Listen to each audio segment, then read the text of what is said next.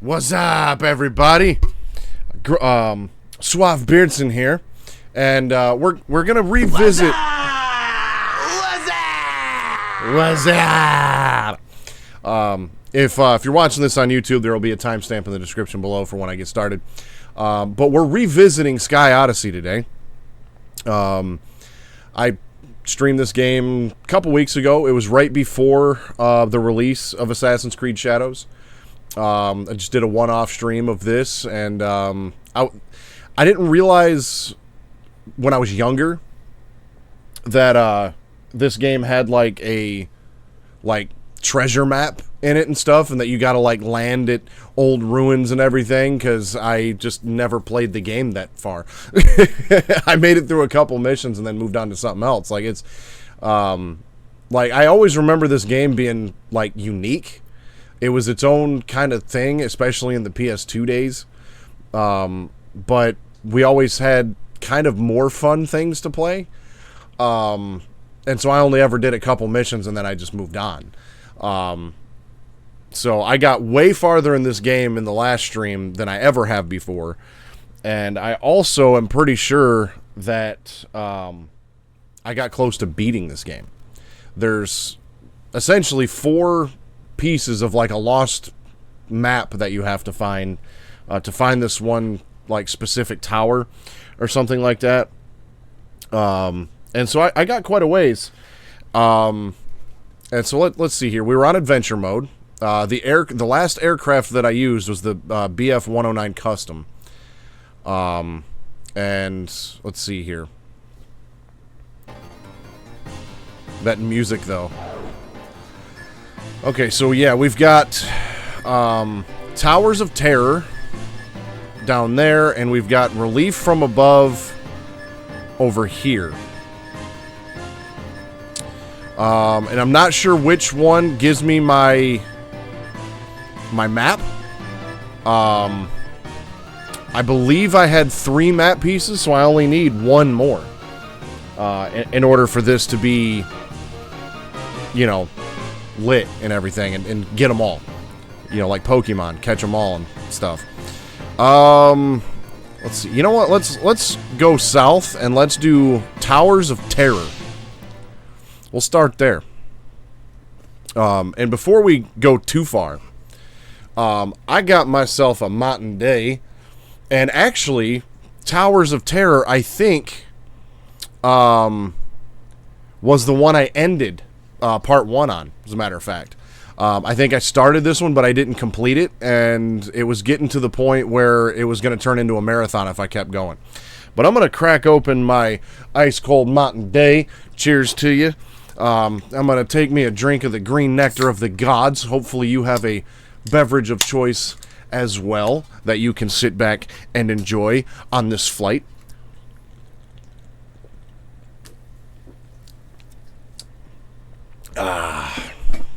I shouldn't have to teach you how to use the seat belts and everything. If I do, do yourself a favor, put in the movie Tommy Boy and go about 3/4 of the way into the movie, and Chris Farley gives you an excellent safety speech. So yeah, let's see what we got here. Let's refresh our memory here on the Towers of Terror. Your mission: fly through a valley filled with stone towers and land at the clearing on the opposite side. The sky is cloudy and a thunderstorm is expected. Take off and fly west. You will see the valley ahead. The skies above the valley are filled with turbulent thunderclouds. Fly low to avoid them. The stone towers in the valley may collapse under windy conditions. Proceed with caution.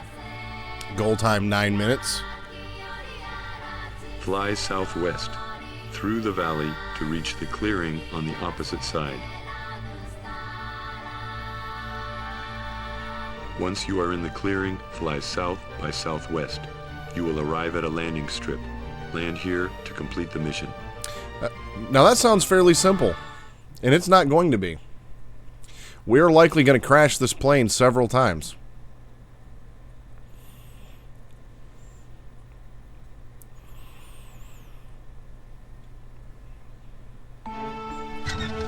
Now, let's see if I can remember how to play this game.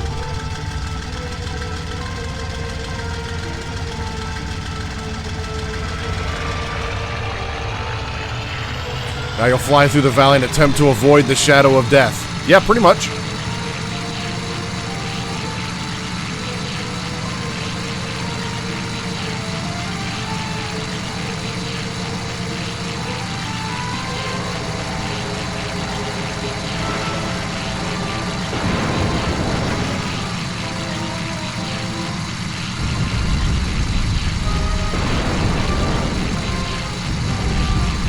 Where's my first checkpoint? Okay, over here.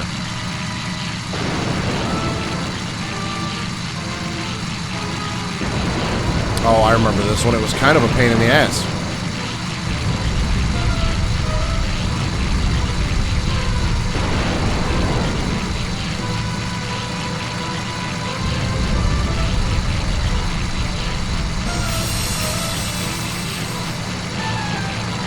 Maybe not.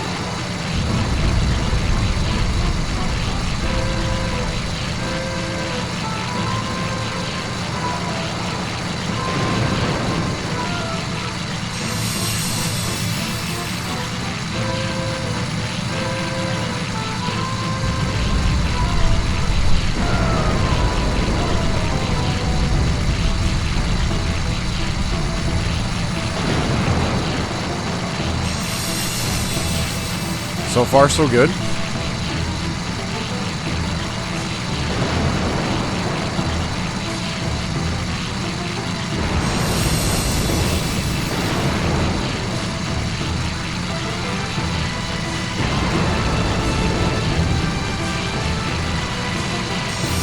Woo! That was close.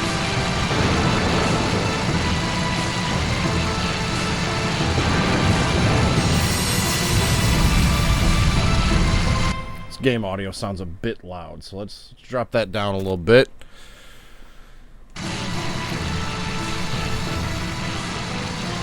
Oh, what the hell? I flew into a dead end.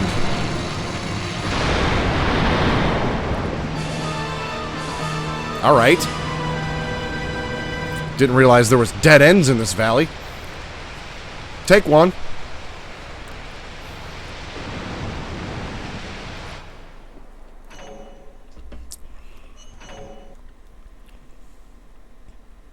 Let me actually study the map before I take off. That might help.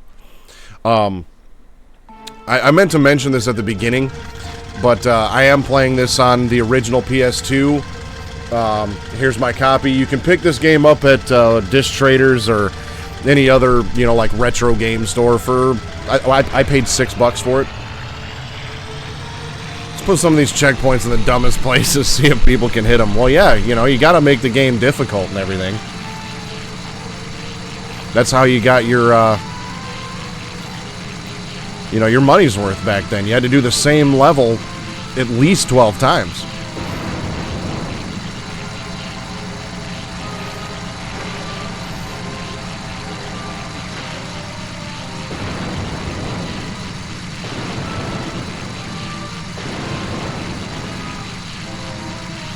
I wonder if I could just fly over the valley in just like a straight line. And just, like, skip all of the checkpoints, but just, like, fly over all of this right to the landing strip.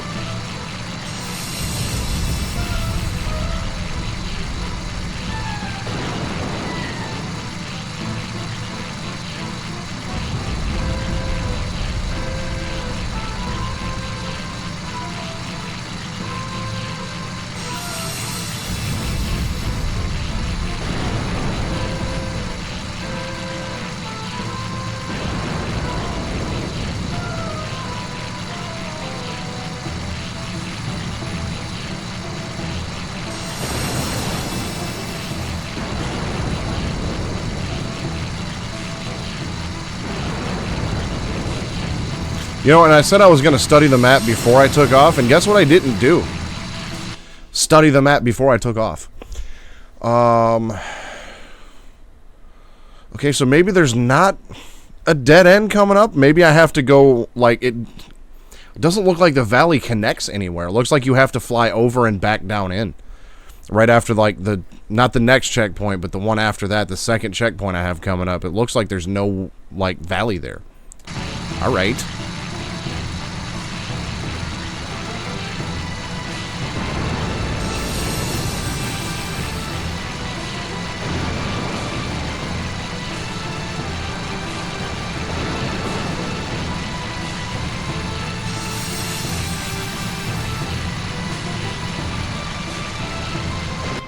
see, and my next checkpoint is...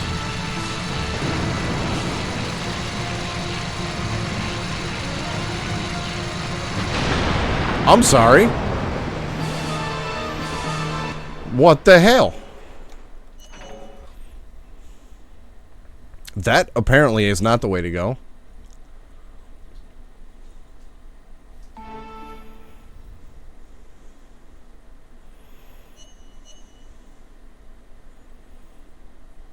I'm confused. Unless maybe there's, like, a way under somewhere.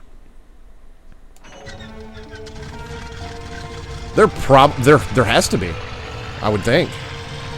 Because there's, like, as soon as I tried to fly over the mountains, I couldn't get enough altitude.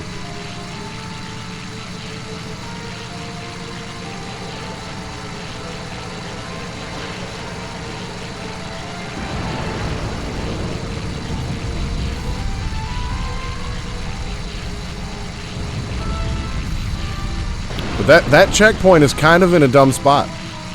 Negative review on Steam. Every minor inconvenience is a negative review on Steam. So this is you know, has to fit right in.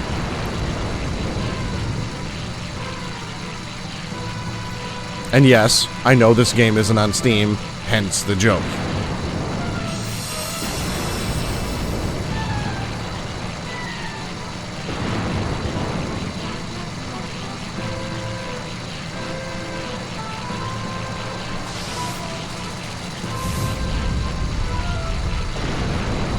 Yeah, I missed that checkpoint, but oh well.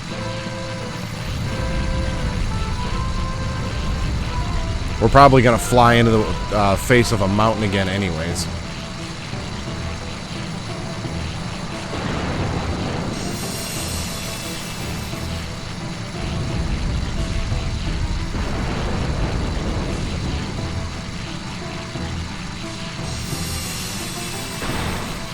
Whoa!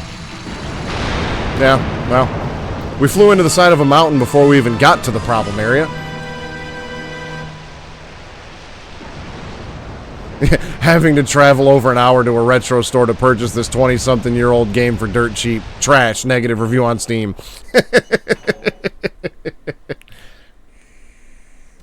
Yeah. Maybe I should have started with the other one, because I feel like this is just going to be a marathon right off the bat. You know what? Screw these checkpoints. We're gonna try to just fly over it all, right through the storm. Hashtag YOLO.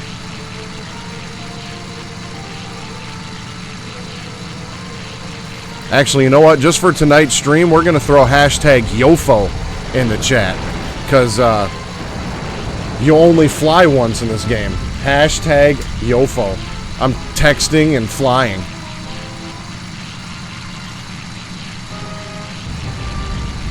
I should probably gain some altitude if I want to fly over the mountains.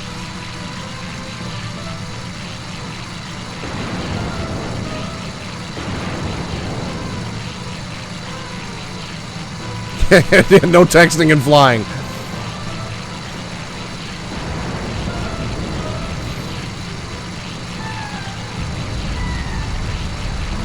Oh, we got some wind gusts. Just keep it steady. Whoa.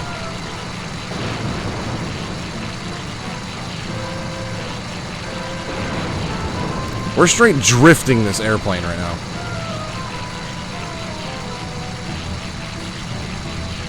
This was not... I'm really starting to second guess the strategy. Well, that didn't work. He's flying into the bear cage. Well, it started promising. And then the winds just got worse.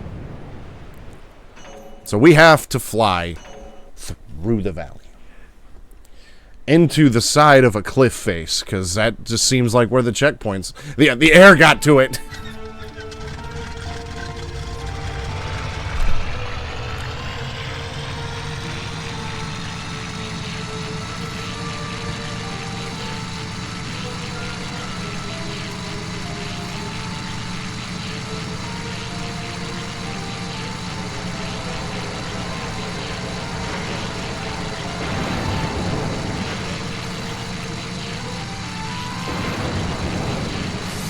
Get some of these acrobatic points real quick.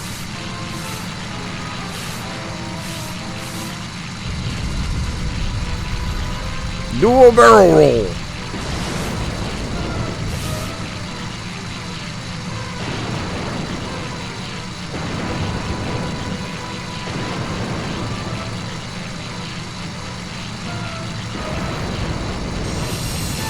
Yeah, the part that's kind of making this even more difficult is the fact that I haven't played this game in several weeks since the first stream that I did, and so like I have to get used to how these planes fly again.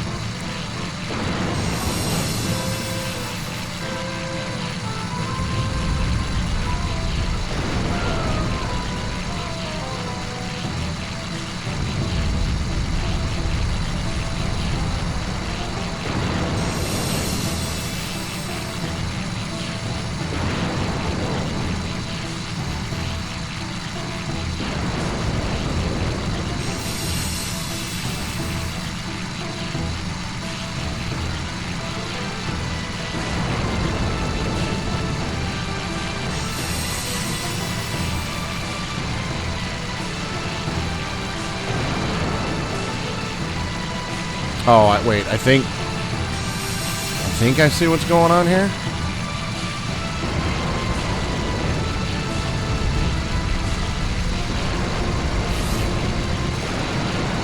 Not the way I actually intended on going, but this might just be crazy enough to work.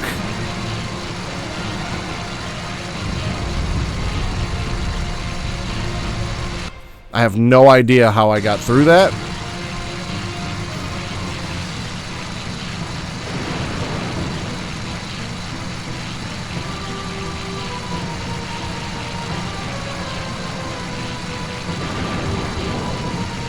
Mayday! Seriously, where are you supposed to go here? Like, this looks promising, but that checkpoint is in such a weird spot. I might just start avoiding that one. Because that one's kind of bullshit.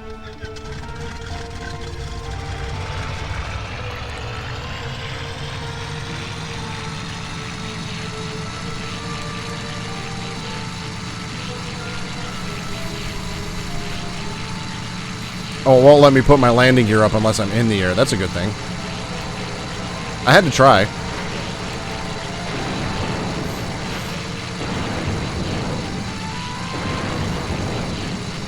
We're gonna do a couple barrel rolls.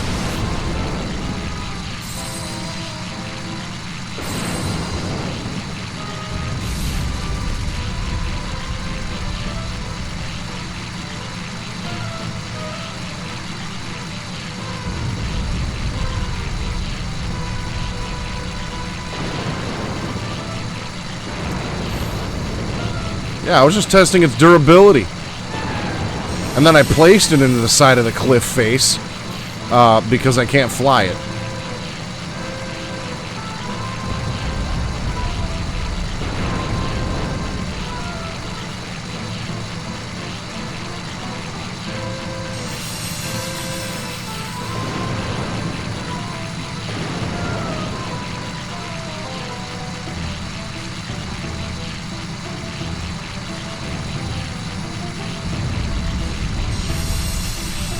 That turn right there sucks. I don't like it.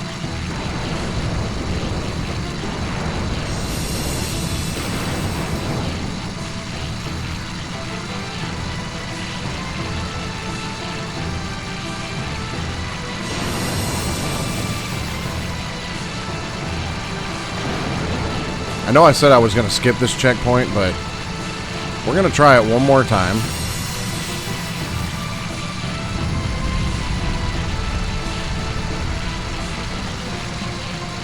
Whew.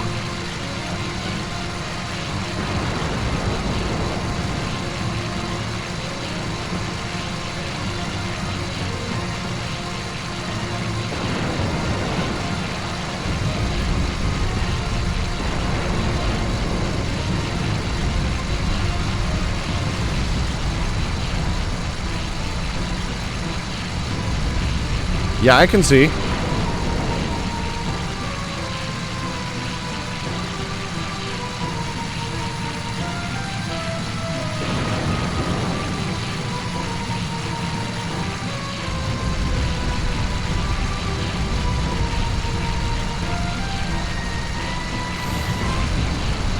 Oh, I have a feeling this turn's gonna suck.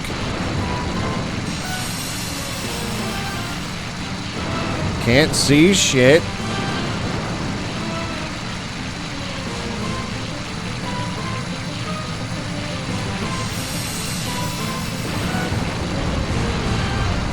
Whoosh!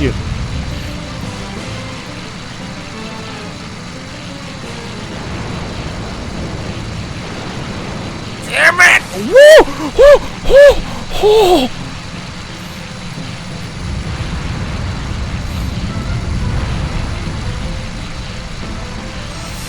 Dude, I kissed the ground. That one touched the ground. That one touched the ground.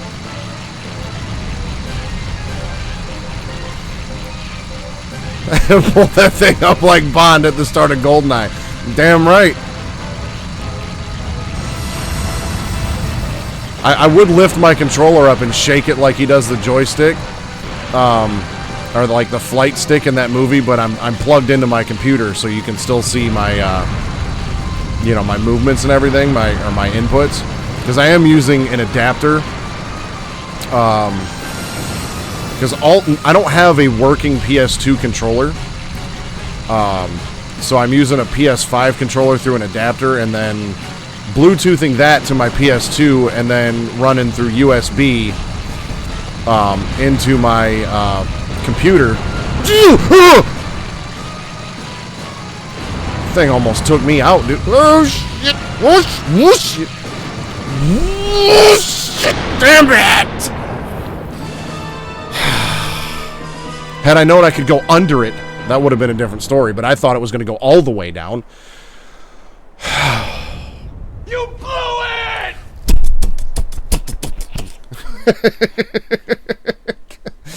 it! That was epic, though. Okay, but I think we're starting to figure out how to get through the one part, which is good. I feel like I should have brought a second day in with me, because this might be a tay-dayer.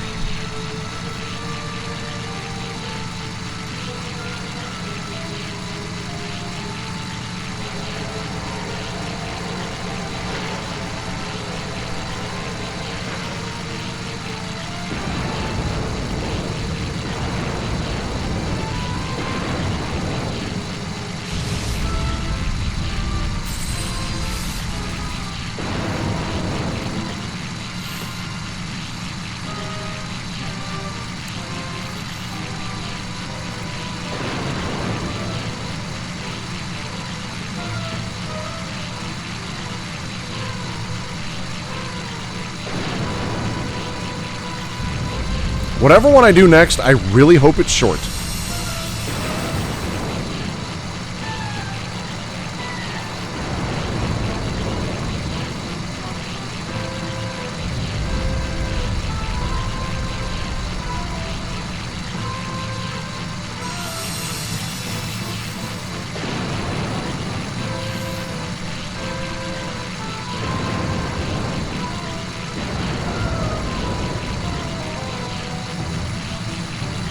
This game doesn't tell you, like, where the map pieces are either. You have to just, like, start the mission, and then it says, oh, by the way, land in the ruins and you'll get a map piece.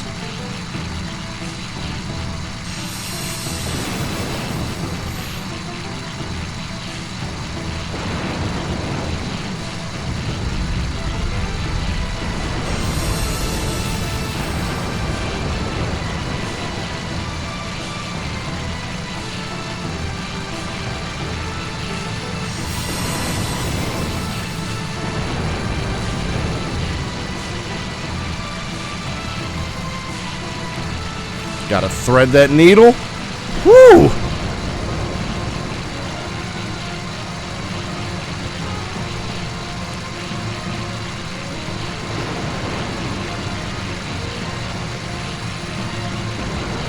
I still really don't like that part. Now I gotta get my altitude down, because not down that far. Oh.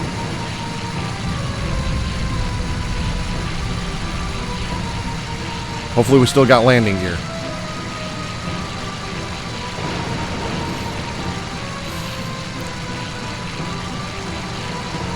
Yeah, but we haven't even gotten to the hard part yet.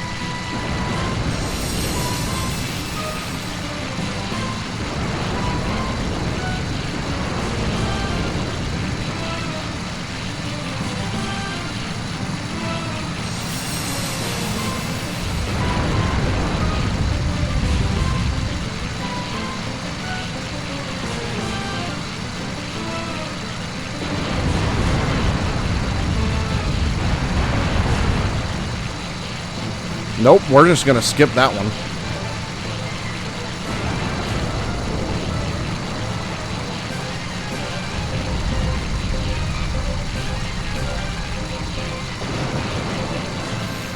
I must have, dude, because I don't know how I survived that one. That was a pretty rough bump there.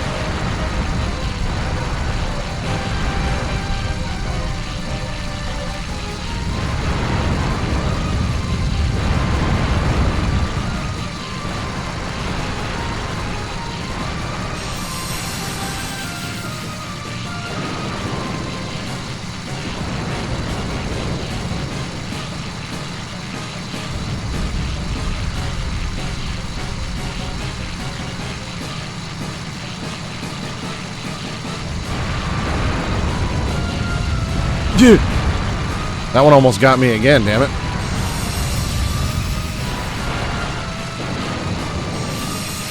Whew.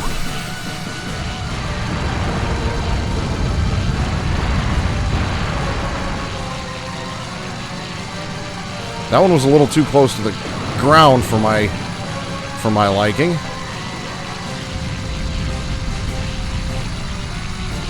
What the hell is this shit? Bruh, are you serious? How in the hell am I supposed to fly through this shit?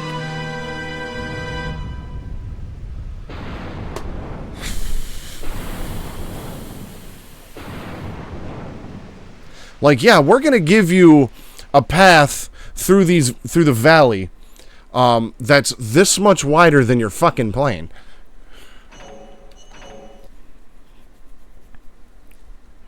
But that's how these games used to be, man. Like, you had to do these levels over and over again until you knew it like the back of your hand and what movements to do when.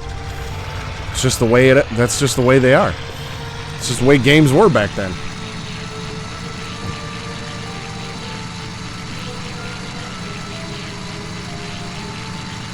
You know, I wonder if maybe, like, decreasing the...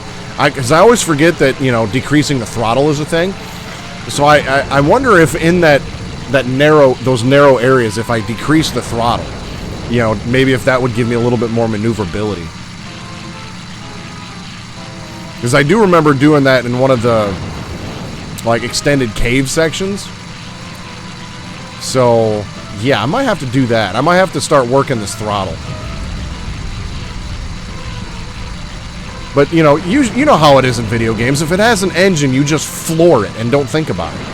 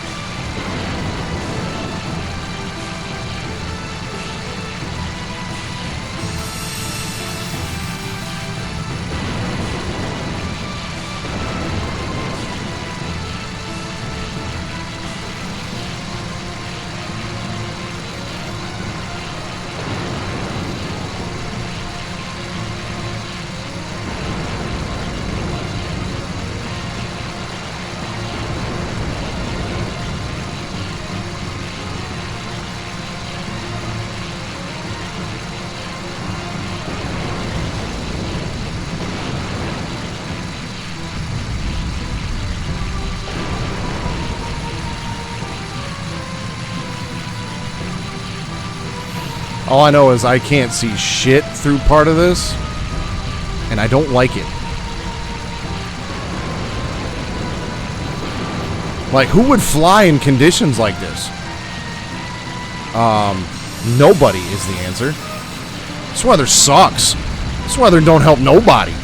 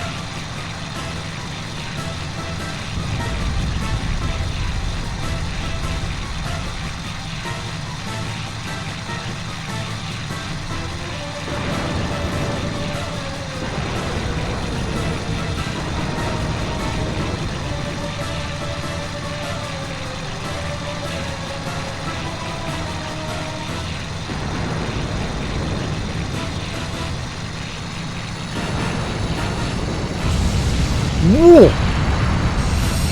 What the fuck was that?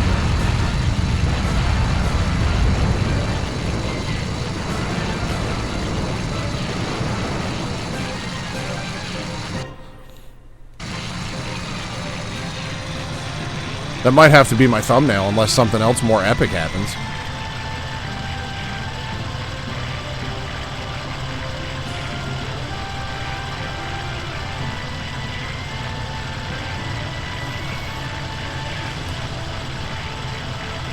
Look at that, though.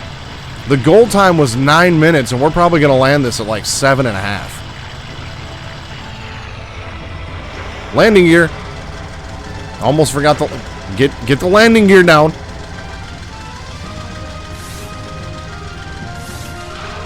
Beautiful landing.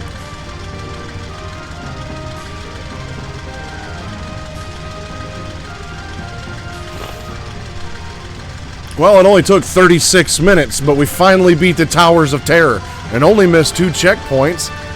Nice time bonus. I don't think I had any damage. Got an A rank. I'll take that.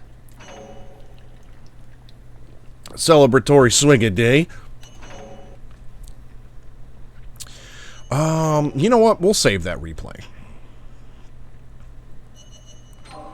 Not sure how much space this takes up on my memory card, and I only have like 400 kilobytes left, but that was pretty epic. If only I could have saved one of the ones I bellied the plane out. Oh, that would have been awesome. Although that wouldn't have been awesome for my score, because I definitely would have got punished for damage, but... Okay, so we got some more wings.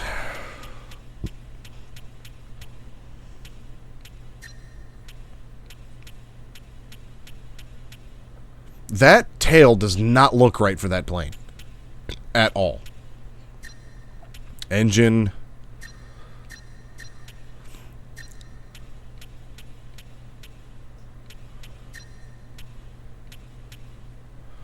Okay, so that gives us more strength, but more weight, less speed. I don't want that. Boost? Boost 3 times in one mission. Alrighty then. I think I'm going to go with Wing A, though, because that seems like it adds a lot more stability. So we're going to do that. Yes, that is what this entire recording is for, but if I save the replay, I can go back and watch it, and I can take a screenshot for the thumbnail. Oh, that slows me down a lot, though. Yeah, we'll try it. But I can take a screenshot from the replay, and it doesn't have the HUD and everything. I mean, I could just fly without the HUD and get it that way, but I have other things to pay attention to. Okay, so there was Towers of Terror. We got Over the Falls and SOS. We're going to do SOS first because that one's shorter. I have a feeling Over the Falls is going to be a lot like Towers Valley there. So let's do SOS, although I might regret this one too, because this one, SOS ain't good. Although I feel like it should be SOP, Save Our Plane. Your next mission is to rescue a balloon that is sending out an SOS signal. I'm sorry, how in the hell am I going to rescue a balloon with a plane? Weather is clear. The balloon is flying at an altitude of 980 feet. The pilot has lost control and is unable to climb or descend. Without help, the balloon will smash into the cliffs ahead. Take off and intercept the balloon. To locate the intercept point, follow the arrow on your radar. You will be flying southwest and will find the balloon near the fork in the river. The balloon needs additional ballast to land. You will be carrying weights. Attach them to the hook hanging below the balloon. Okay, that makes To sense. save the balloon, attach 3 weights before it crashes into the cliffs. And I'm going to go ahead and guess the weights only attach 1 at a time, so I have to do this 3 times. After the rescue is complete, follow the arrow on your radar to the landing area. Land here to complete the mission. Alright. Here goes nothing.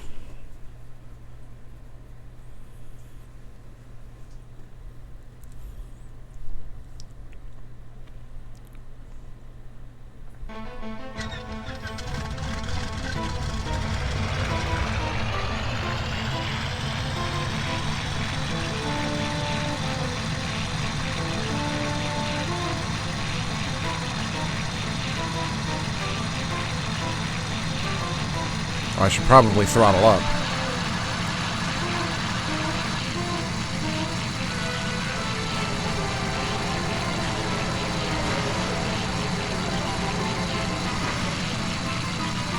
This plane flies so much different with these wings on.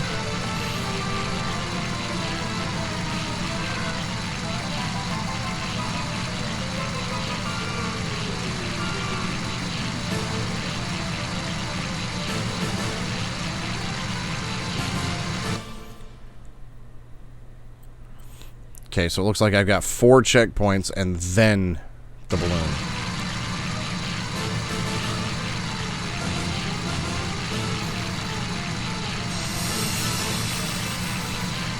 It does give me a lot more stability, but Our altitude is 980 feet. thank you. I mean, now that I've got some speed going, the maneuverability is back to it, but when it's like right after takeoff, like this thing kind of flies like a tank for a minute. We're moving south away from the intercept chapter point.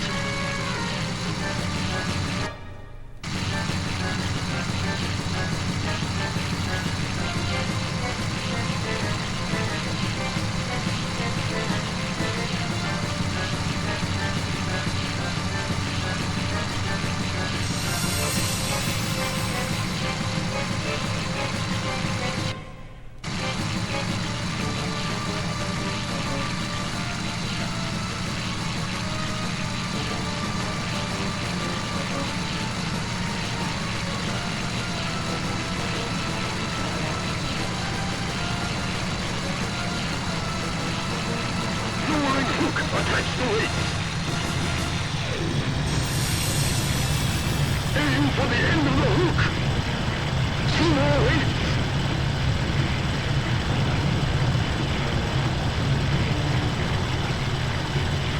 I have a feeling attaching weights to the end of a hook on the end of a hot air balloon at that speed would probably cause some issues. Just 1 more. Yep, negative review on Steam. Unamusing. They broke my bosom.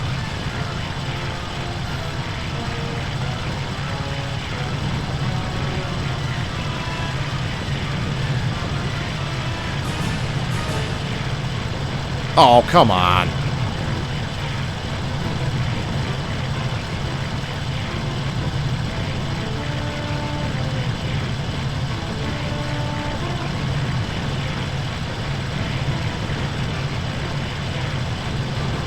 Seriously?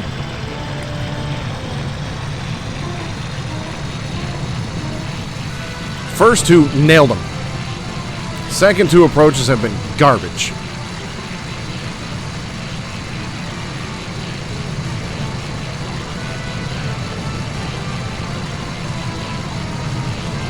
Get locked. We're coming in for a landing. Okay, and I just have to follow this arrow? Am I landing back at the same point? No, I took off from the north. Okay. I see.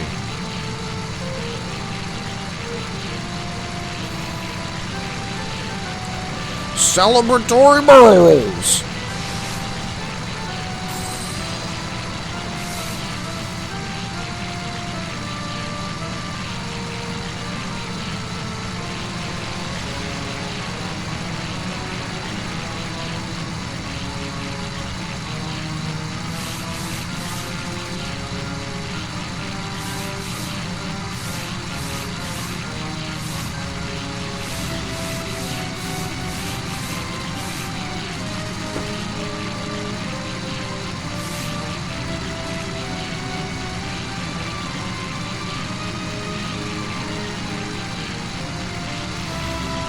Yeah, that one wasn't too bad compared to the Towers of Terror anyways.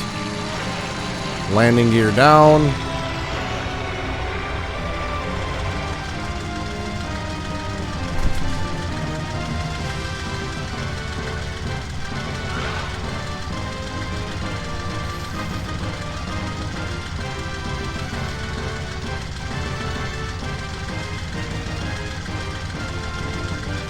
Beautiful.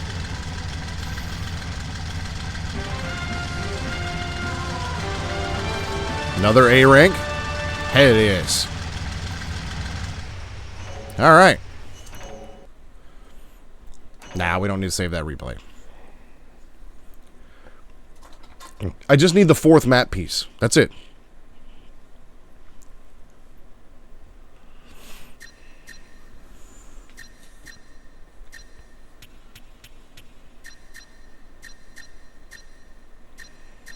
You know what? Let's go with some boost.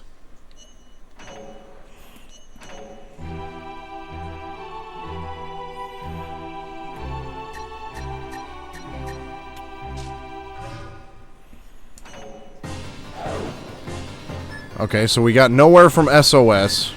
And so I guess now from here we just do over the falls.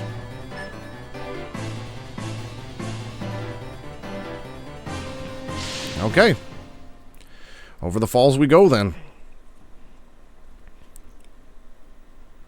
22 miles with a goal time of 15 minutes. Why do I feel like this is going to be a royal pain in the ass? Crystal clear rivers and streams flow through this untouched rocky gorge. This is one of the most beautiful areas in the whole region. Cascading waterfalls, great and small, create breathtaking scenery like no other place in the world. The legend of the ancient ruins that lie far upstream adds a certain mystique to the natural beauty. Is this my fourth map piece, though? Ancient ruins means map piece. Your mission: land at the ruins near the north edge of the island and recover a piece of the lost. So you mean to tell me that a month ago when I played this, if I'd have just got through the Towers of Terror and done Over the Falls, I'd have had all 4 of them? Weather is clear. Take off from the lake and fly northwest. Take off from the lake? I ain't got pontoons, bruh. Fly into the gorge beyond the waterfall and continue upstream. The air above is extremely turbulent. How convenient. Stay low as you navigate through the gorge. The river splits and one branch is colored with red clay. Follow the red branch. This will lead you towards the ruins. That looks purple, my guy. The ruins lie in a cave upstream. When you reach the ruins, land and recover a piece of the lost map. After you've recovered the piece of the map, take off again and head north. Make another water landing at the mouth of the river to complete the mission. This mission requires pontoons. Without them, you cannot accept this mission. Okay. You know what? Actually, I did get pontoons from the aircraft carrier, but I don't know if I can attach them to this plane. I think I might have to use my yellow plane.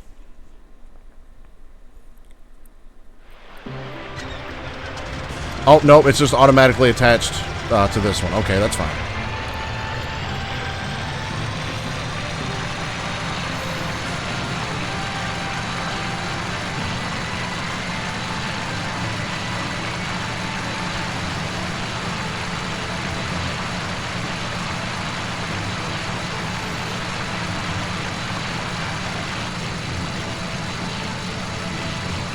Okay, let's take a look at our map here. Oh, boy. So we have to follow the red-purple clay, fly through some caves. 22 miles, and this is a 15-minute goal time.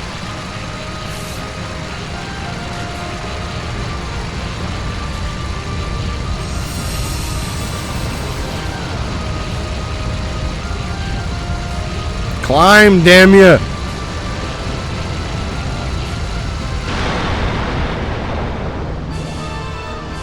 Well, progress is progress, and it's not always linear. We got 1 checkpoint on this one, so, you know, the bar's set pretty high to do better.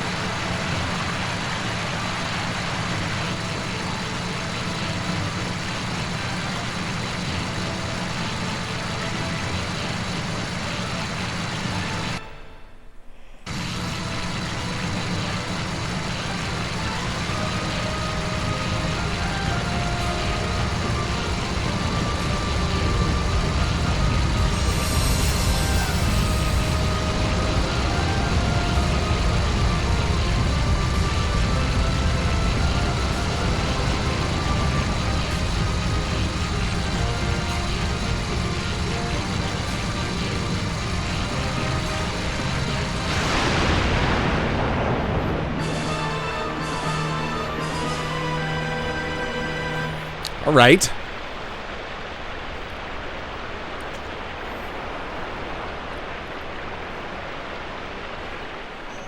Okay, you know what?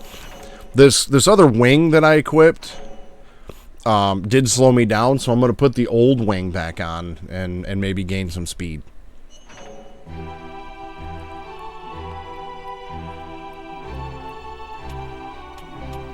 Yeah, I gained like 17 knots from that.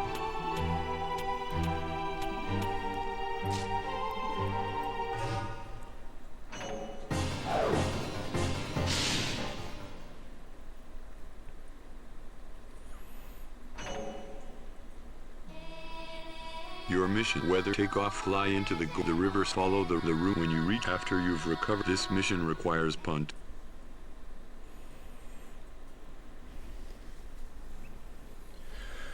All right, let's try that.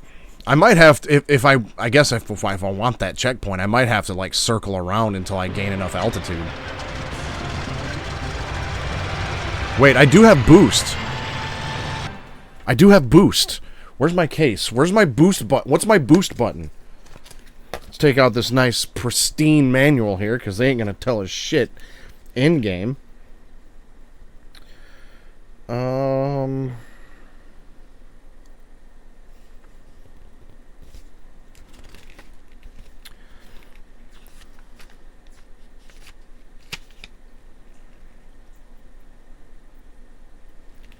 Oh, apparently using your landing gear can help you with turning.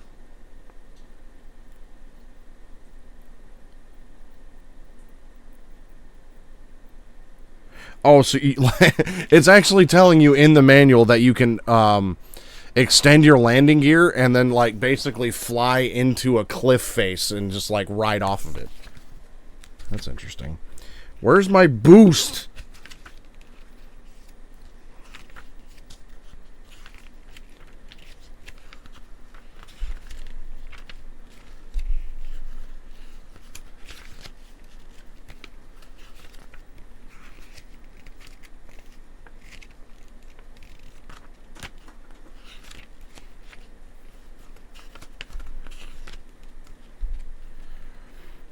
Boost. Okay, an aircraft part which gives a tremendous burst of speed.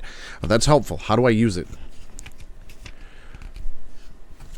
Are you not going to tell me how to use my boost?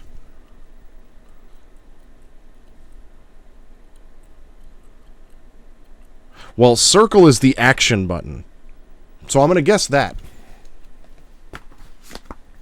Let's press the circle button and see what happens.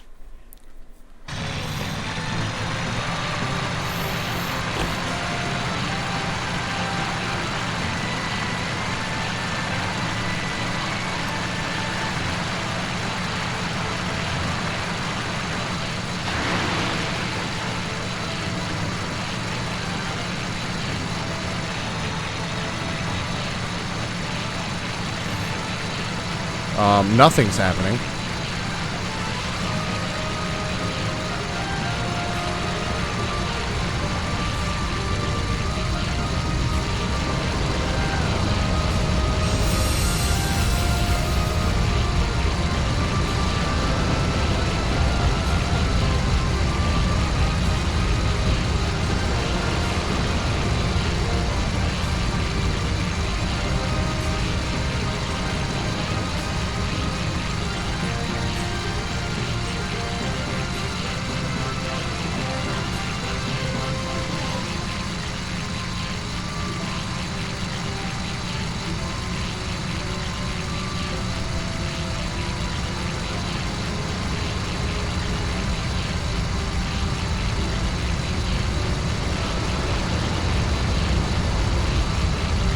Yeah, double tapping's not working either.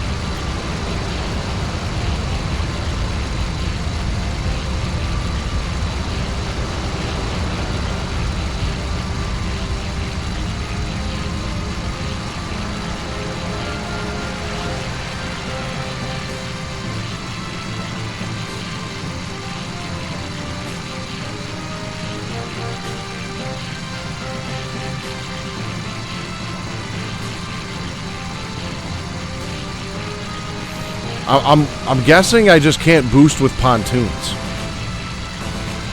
Would have been nice if somebody would have told me that.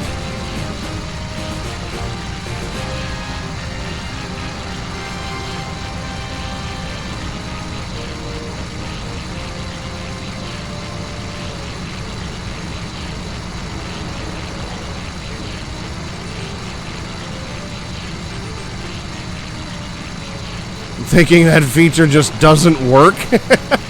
What the hell?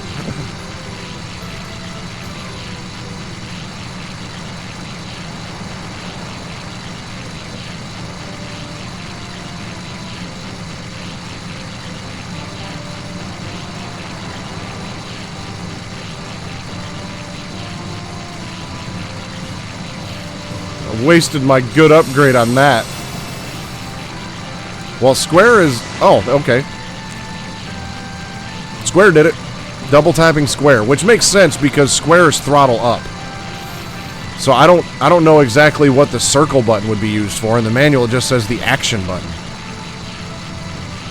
But yeah, double tapping square. Maybe it depends on your control scheme. I don't really know.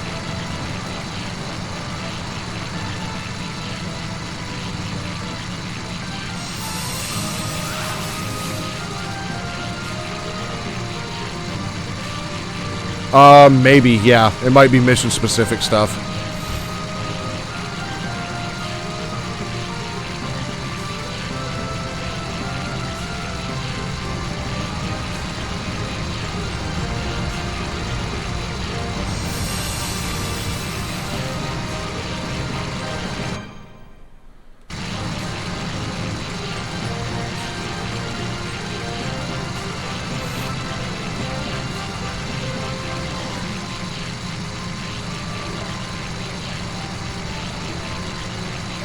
Press the action button, you know, when in missions like that.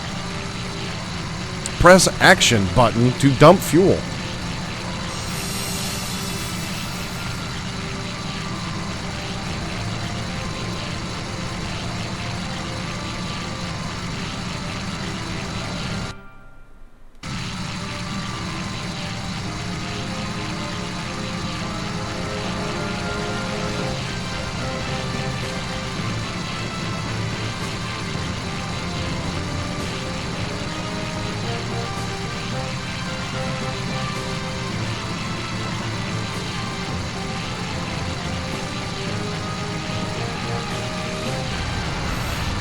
Oh, of course. Now we have falling things to dodge. Whoa! Whoa! Dude! Why? I thought I was gonna get crushed.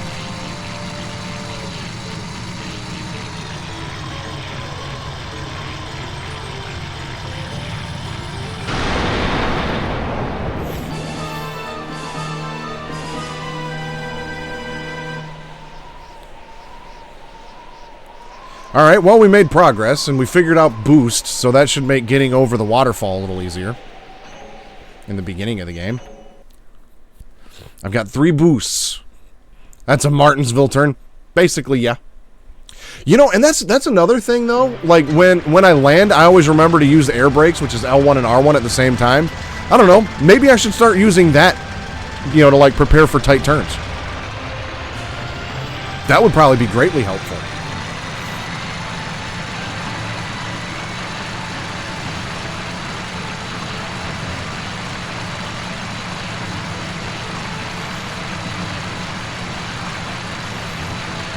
Maybe instead of lowering the throttle, I should just air brake it from time to time. You know, they're probably there for a reason.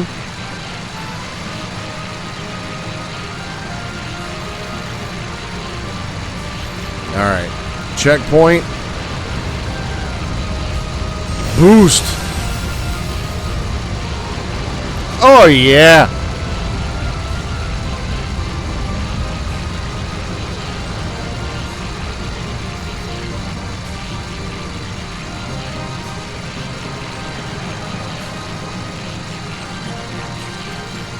I mean, obviously I did it without boost, but I'm just like, is boost really required for, like, almost required for that? Because that's ridiculous.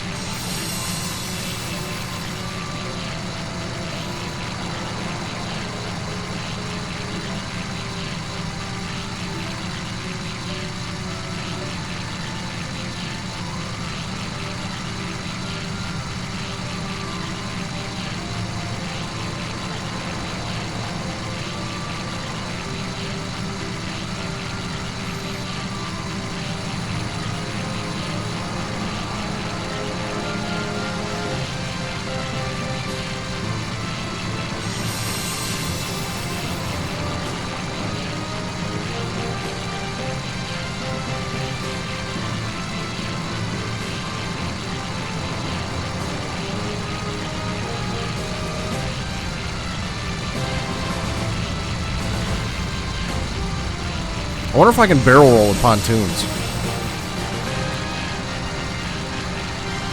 Maybe I'll try it towards the end of the level. Oh shit, I went through the wrong waterfall. I didn't follow the red, brown, purple clay. That's alright, we should be able to circle around right here. I just might cut into my time bonus a little bit. Oh well.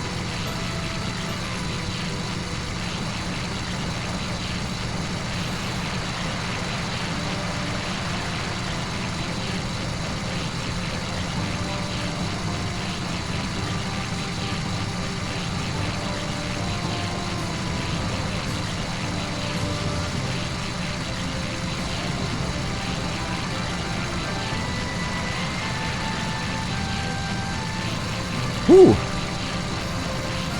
Them turns weren't too fun, but they didn't get quite dangerous, you know. Just made me sweat a little. I didn't look like Stryker in Airplane. I wasn't sweating quite that profusely.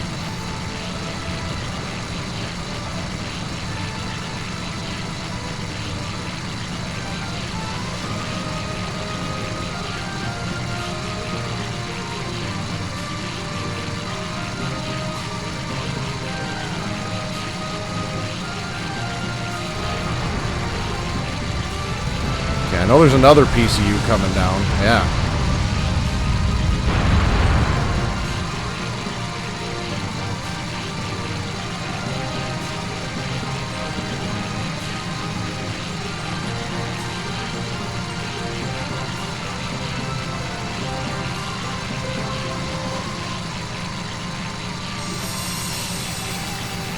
Oh yeah, air brake worked wonderful right there.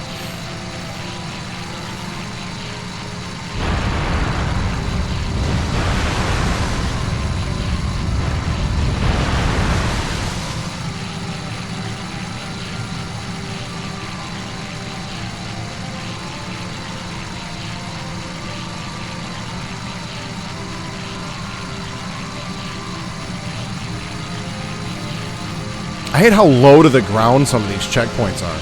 It's kind of ridiculous.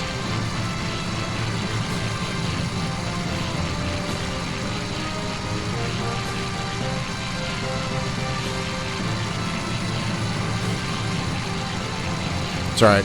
I missed 2 in Towers of Terror and still got an A rank, so 1 shouldn't kill me.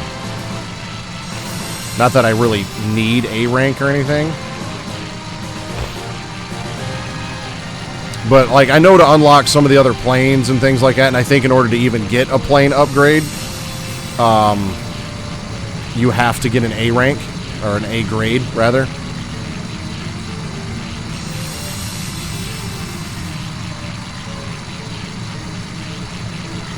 That was a tight one. Didn't like that a whole lot.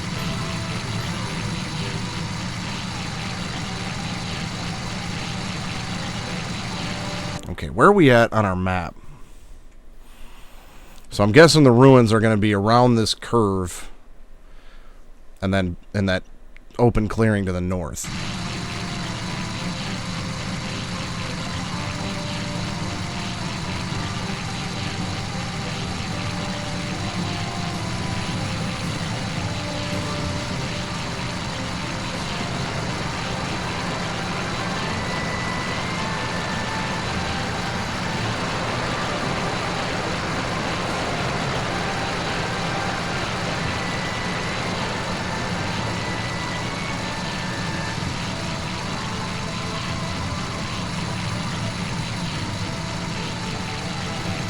Air braking before tight turns is wonderful. I don't know why I never thought of that before.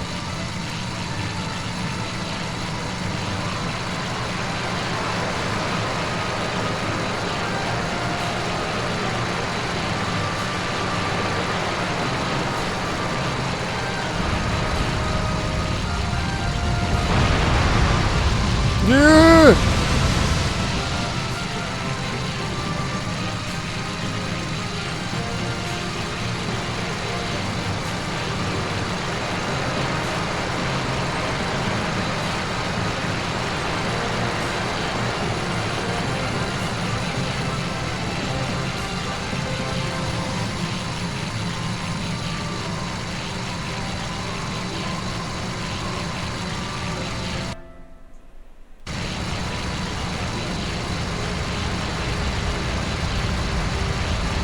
Oh, I see.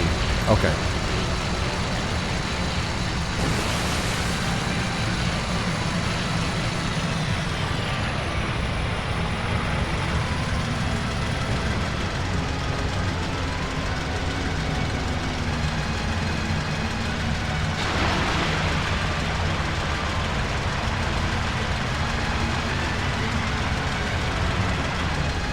Well, I'd say it's safe to say we're not going to get that checkpoint.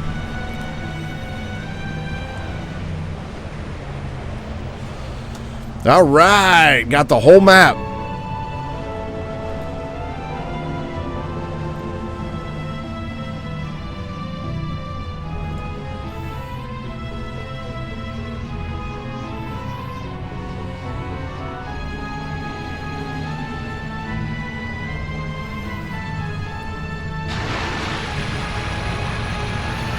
Yeah, I guess I was supposed to get the checkpoint, then land it. Oh well.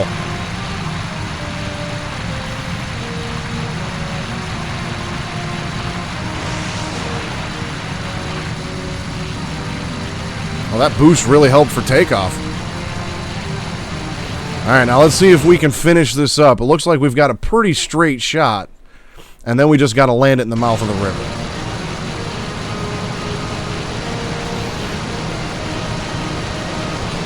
Engine fire?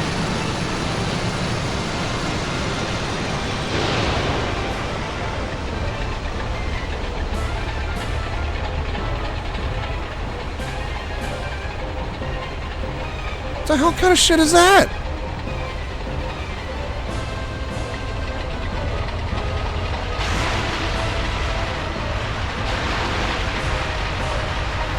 Oh, we're just gonna raft this bitch to the landing zone?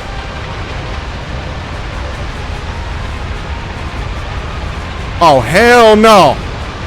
You gotta be shitting me right now.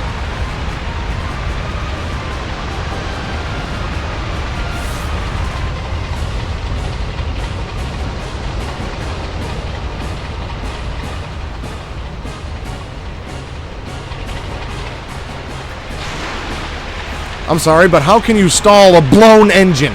Negative review on Steam. They broke my immersion.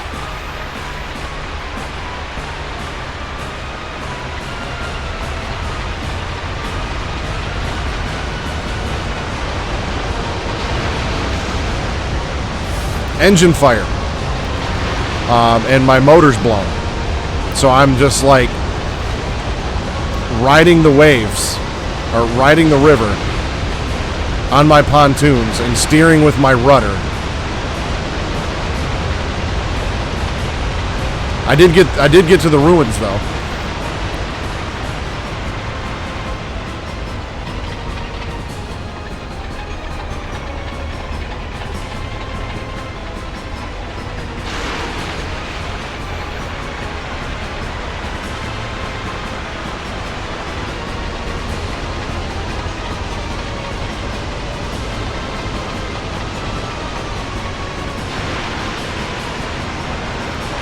Yeah, I didn't know I was going to turn my plane into a boat.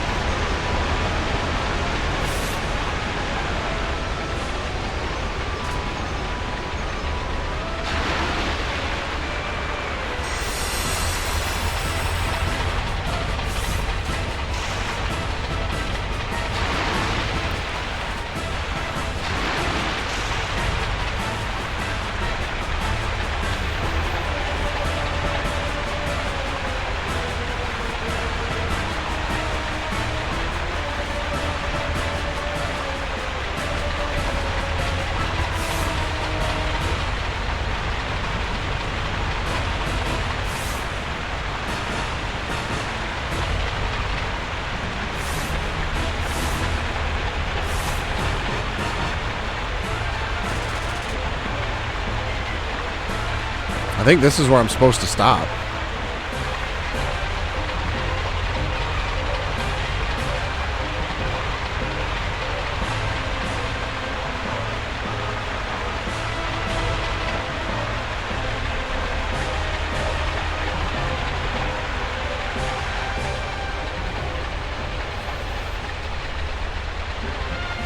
All right, there we go. Mission clear, time bonus, A grade. That's what's up. That was something. Didn't expect to go white water rafting in an airplane.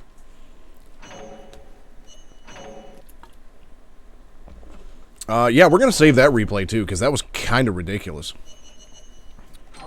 But a good ridiculous.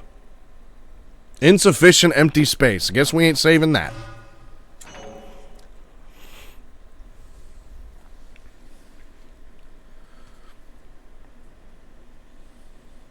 Alright, so we got all 4 map pieces finally.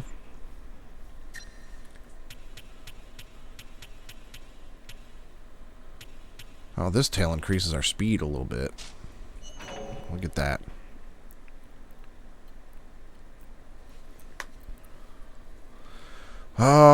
Okay, so it just says begin mission. Oh wait, yeah, that takes me to the, a storm before the calm. So we're going over the dark sea now. Okay, let's do it.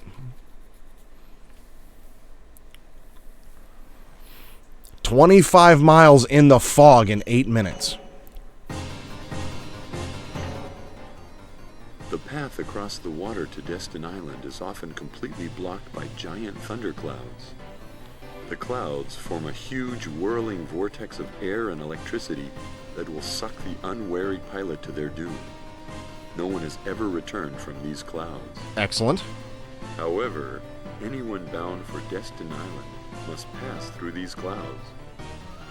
That's fantastic.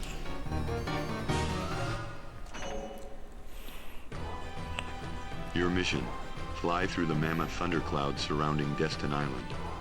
Weather is cloudy. Take off and fly north. Had no idea the weather would be cloudy having to fly through clouds. Follow the arrow on your radar to the landing area. A large storm system has moved into the area, and the intense wind and rain make it impossible to fly low. Boost. After takeoff, climb to 3,300 feet within the first 13,000 feet. This will get you into the clouds. Climb quickly or risk being downed by the storm. When flying at this altitude, be extremely careful to stay in between the clouds. So instead of mountains, I have to fly in between cloud systems. The clouds are full of electrical activity, and your aircraft may be struck by lightning as you fly through. Excellent. The landing area is covered by an enormous thundercloud. This cloud is at the center of the storm. In order to land, make your way into the center of the giant thundercloud. How about no? In the cloud, follow the arrow on your radar to reach the center. The center of the thundercloud is calm, like the eye of a hurricane. Fly directly through it to the landing area and land to complete the mission. Sweet. So, in other words, I'm flying into the eye of a hurricane. Lit.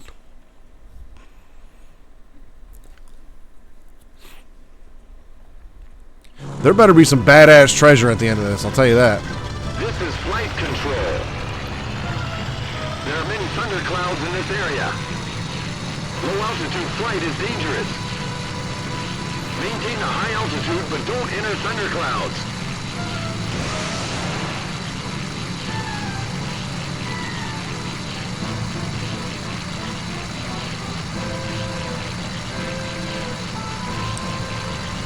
I was like, what happened? But I got to the right altitude, apparently.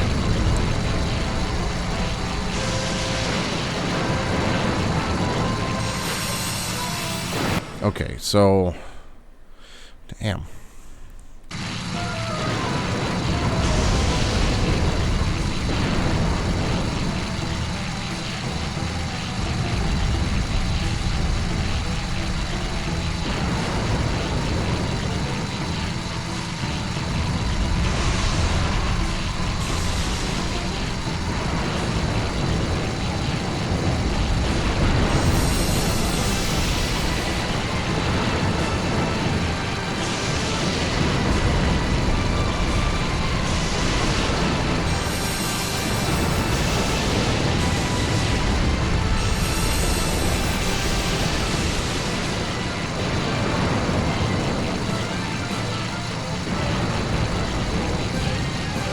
What the hell is this shit?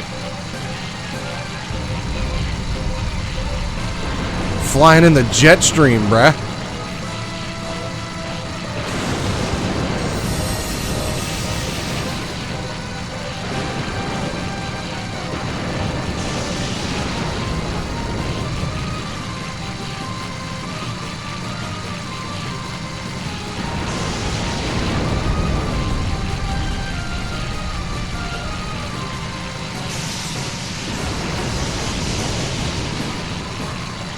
I got struck by lightning.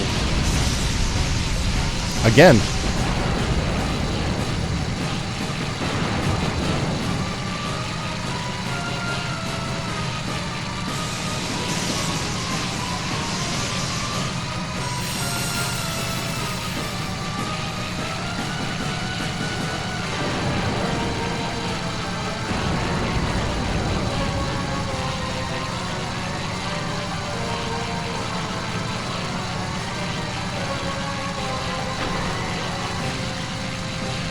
Oh shit.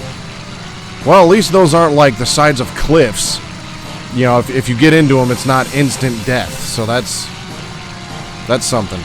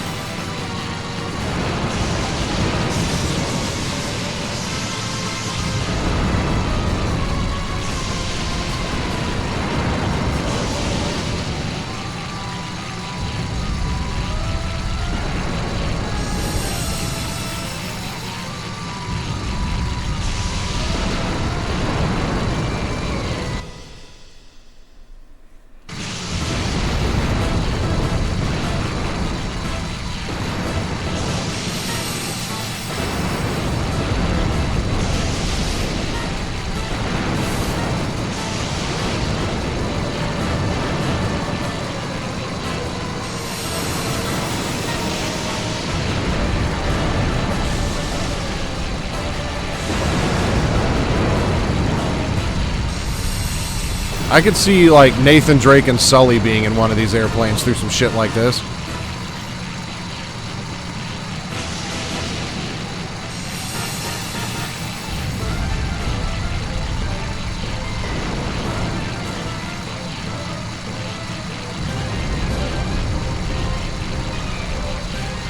I think I'm going in the wrong direction.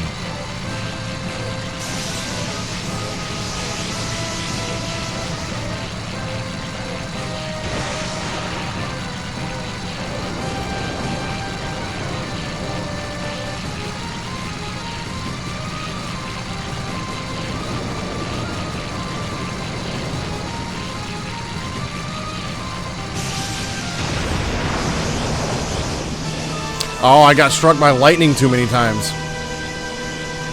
Well, that's something.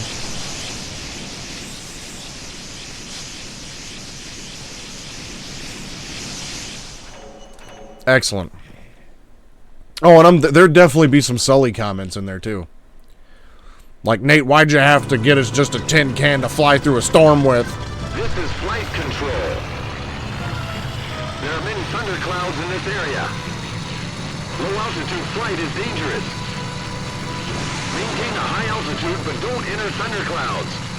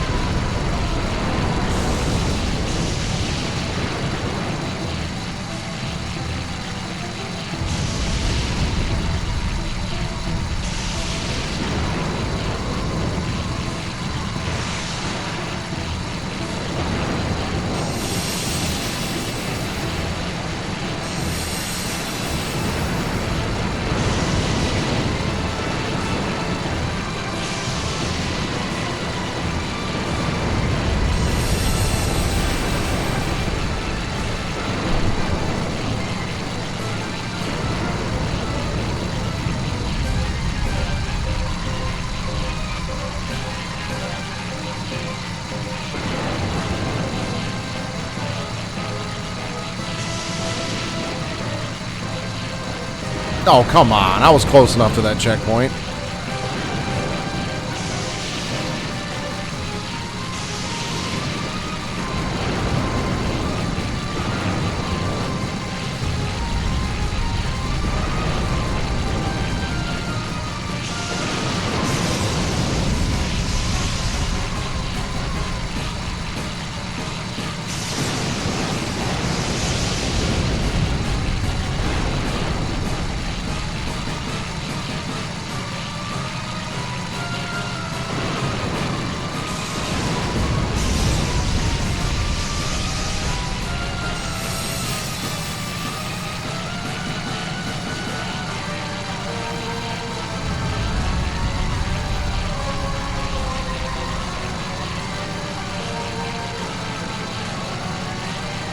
You know what we need to do, Grim? We need to somehow make Sky Odyssey canon to Uncharted.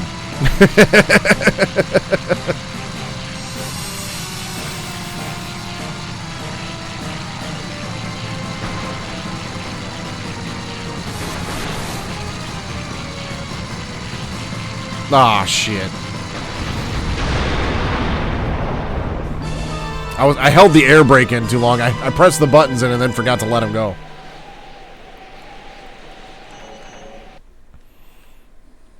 And I had no more boost. This is flight control. There are many thunderclouds in this area. Low altitude flight is dangerous. Maintain a high altitude, but don't enter thunderclouds.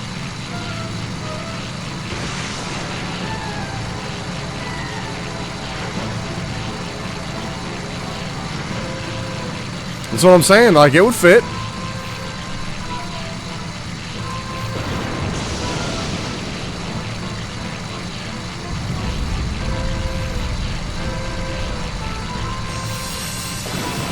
Like, I could definitely see Nate and Sully having, like, a fuel leak and having to rendezvous, you know, fly over a train and shit. Like, you know, this whole thing just kind of, you know, landing in ancient ruins and stuff. I mean, like, it could work.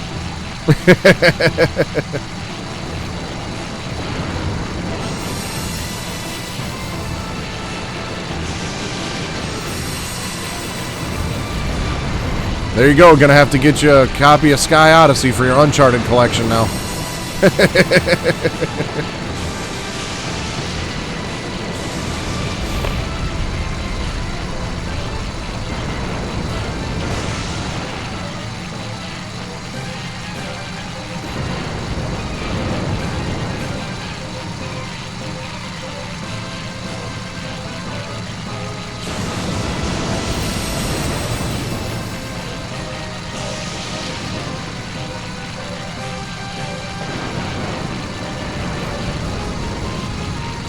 It's actually a lot of fun.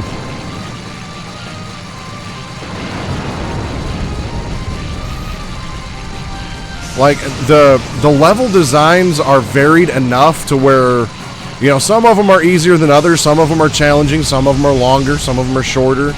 You know, some of them are a royal pain in the ass, as we've seen already today, but, you know, they're not impossible.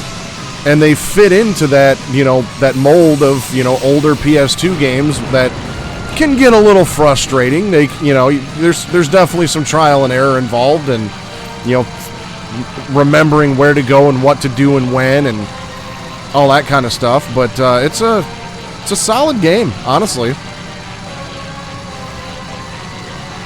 Like, I mean, after tonight, I don't know. I probably.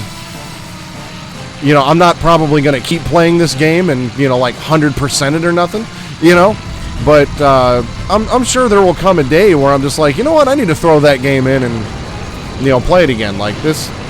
And, you know, there's probably even some levels I didn't get to, you know, because now that I've got the 4 maps, there was like another couple missions on the north end of the map too.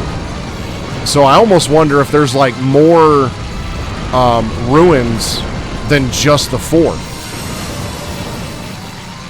Because if you don't do the one aircraft carrier mission, you don't get the pontoons. So I almost wonder if there's, maybe 5 or 6 different ruins, and just the first 4 you land at are what gets you the the treasure map pieces. I'd be curious to know about that. So I'm one day I might have to throw it in and, not land on the aircraft carrier and go a different way, and unless the aircraft carrier wasn't optional, you know what I mean? That one might have just been directly in the line,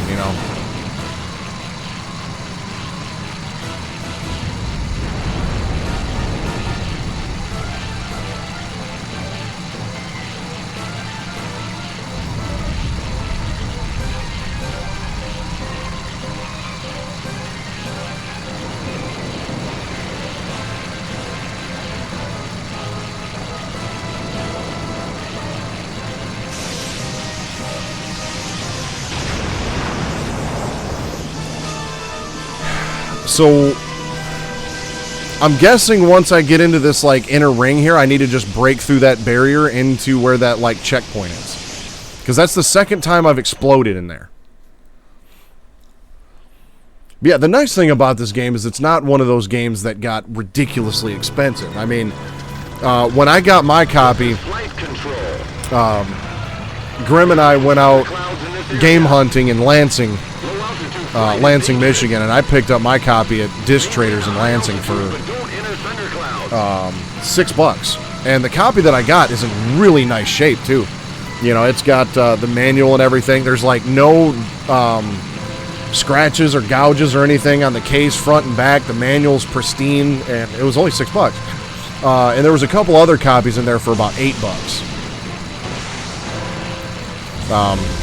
So less than $10. It's worth it.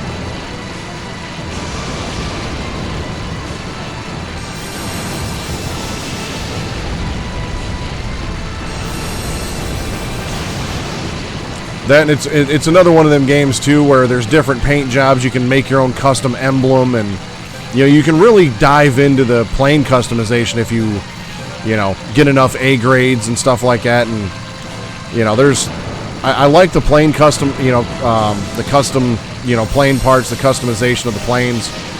And I know there's other planes that you can unlock as well that I think you might have to finish every level with A ranks or something like that. I don't remember exactly how to unlock them all.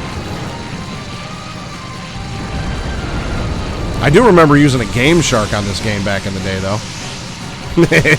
To unlock all the planes. I do remember doing that.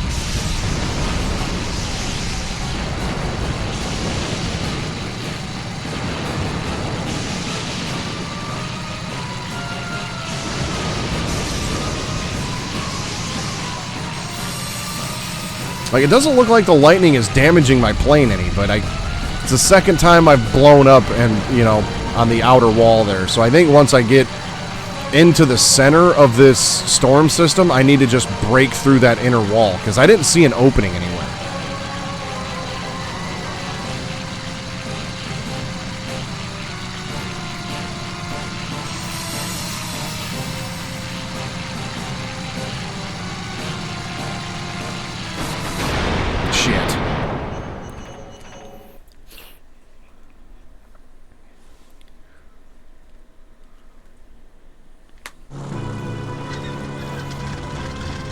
This is flight control. There are many thunderclouds in this area. Low altitude flight is dangerous. Maintain a high altitude, but don't enter thunderclouds.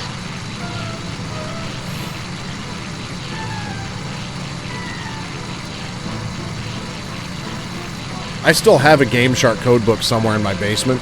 I need to get that out. And I think I actually have an old cheat code book still, too. It's got like an orange cover on it.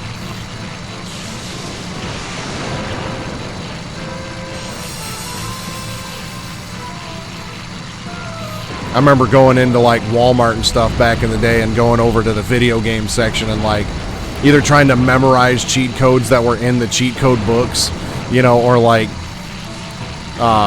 taking a pen to try to like write some of the codes down on your, you know, your hand or a little scrap piece of paper. But you had to like, you know, it felt like what we were doing was almost illegal, you know, doing that. So it's like we had to be secretive with it and everything. Like, oh man, we might get in trouble copying codes out of this thing.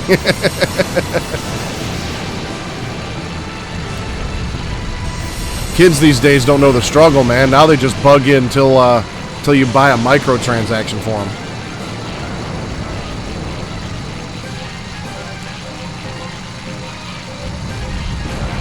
Now you just buy a shortcut pack and, you know, you're good to go.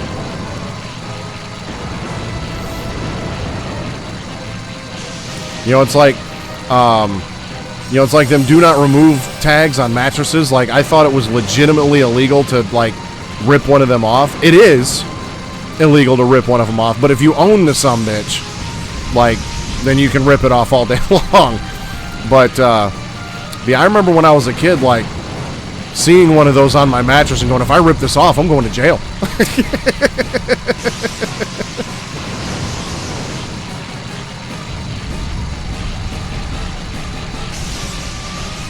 You can thank Pee-wee's Great Adventure for that irrational fear.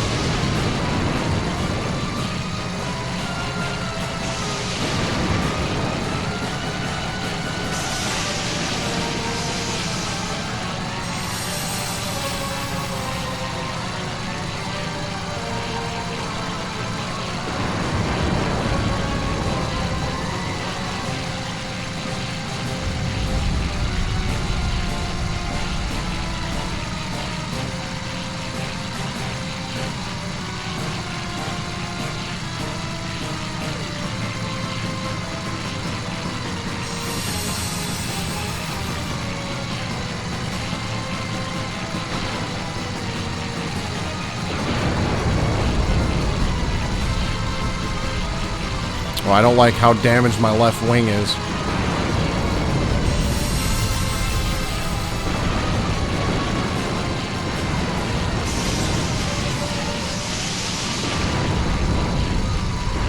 It looks like the lightning is affecting my plane a little bit. Because I think my plane was mostly blue when I started, now it's mostly green.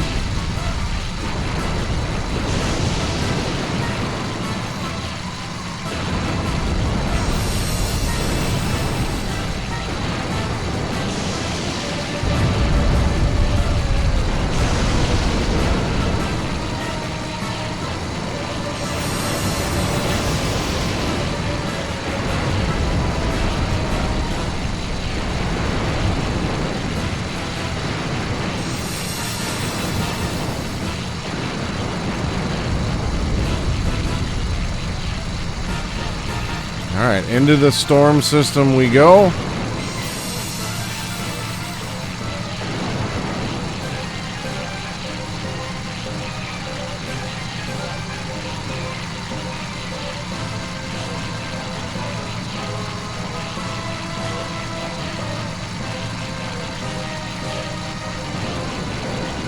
Right there is an opening.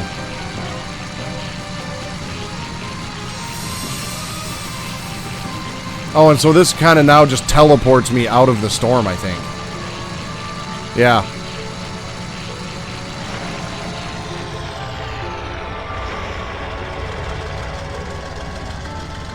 Interesting.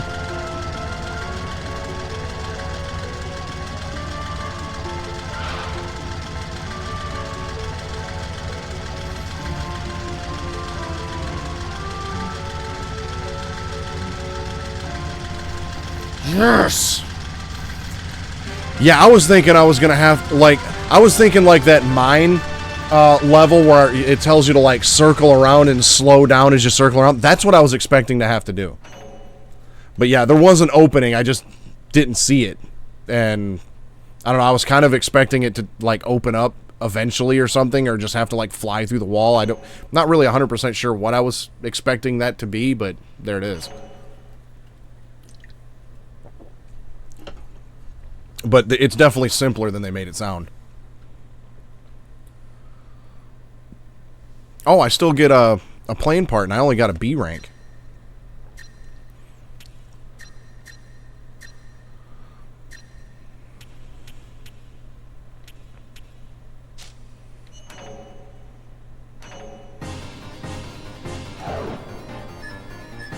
Okay, so now I've made it to this island, the Valley of Fire. So now we get to Destin Island.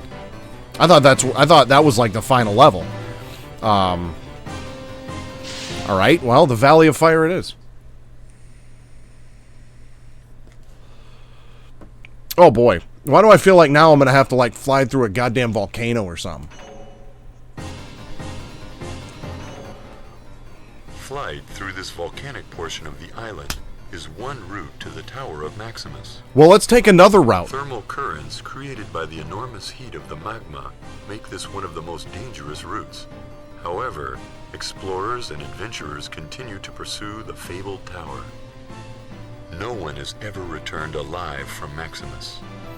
So, okay, let me go back for a second. Because I feel like this whole thing...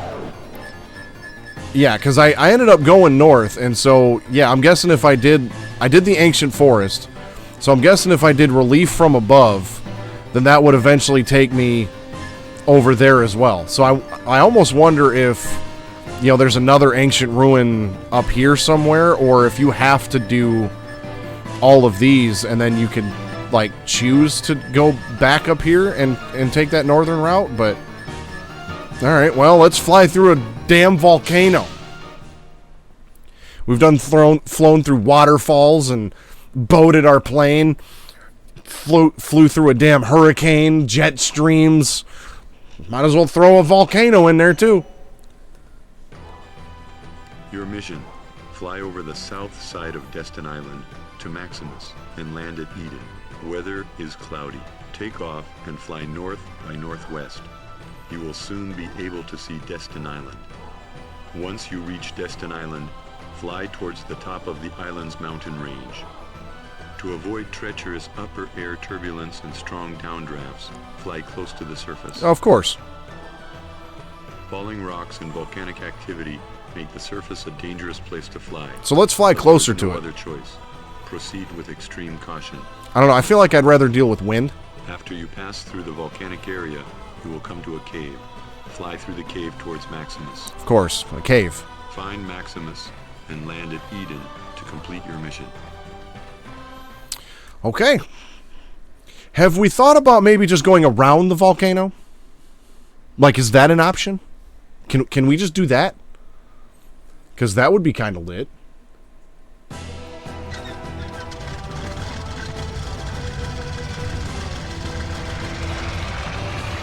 I know I unlocked a couple plane parts, but I forgot to equip them. Oh well.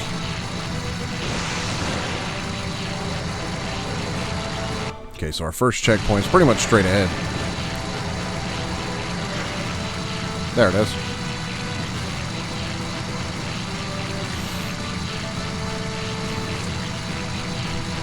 I feel like I'm just flying into, like, certain death at this point.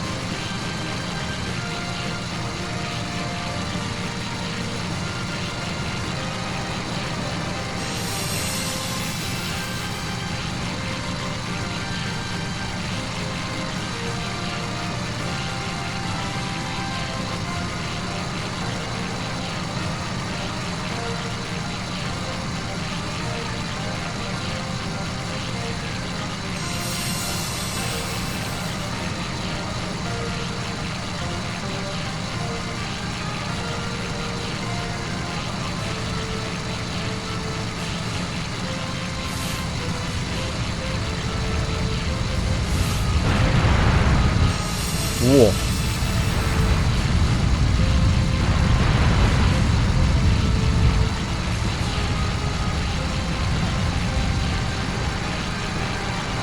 All that work just to miss the damn checkpoint.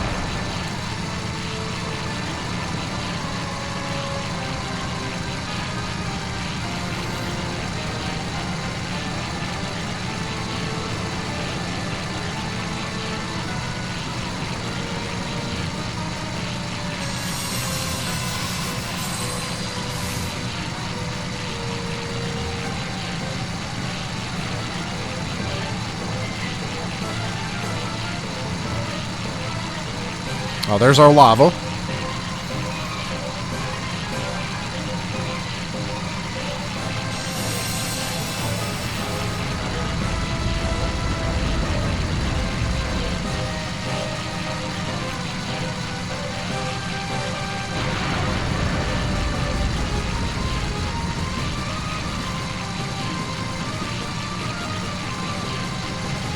Yeah, I'm not flying any closer to a cliff face for a checkpoint than that.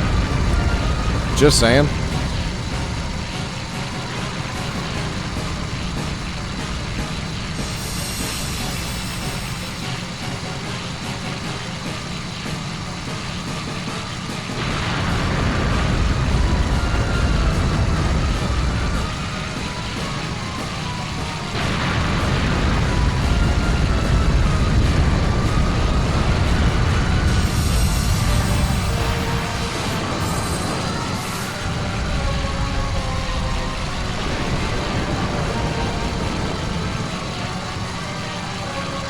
Why? Why do this?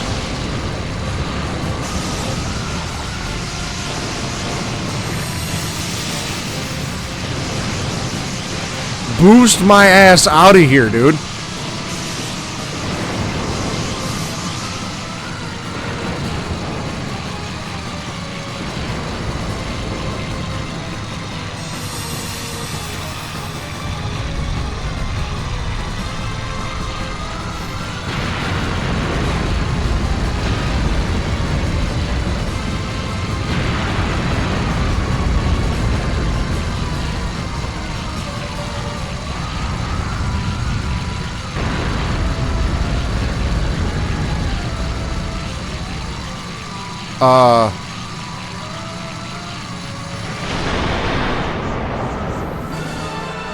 Alright.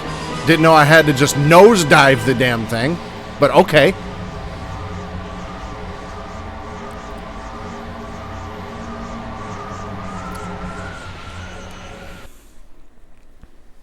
So we're not just, you know, flying through some volcanic activity. We're going right into the goddamn summit, because why not?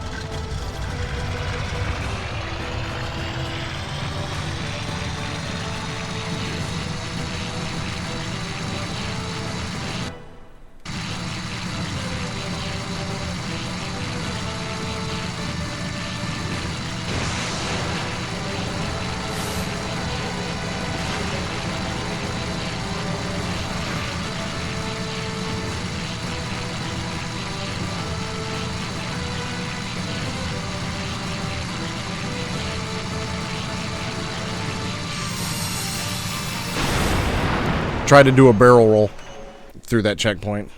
Wasn't a good idea. Too close to the water. Guess it's a good thing I didn't try to power through the rest of this game when I played it the one day, because otherwise it would have been a damn marathon. Because I had seriously considered it. I really did.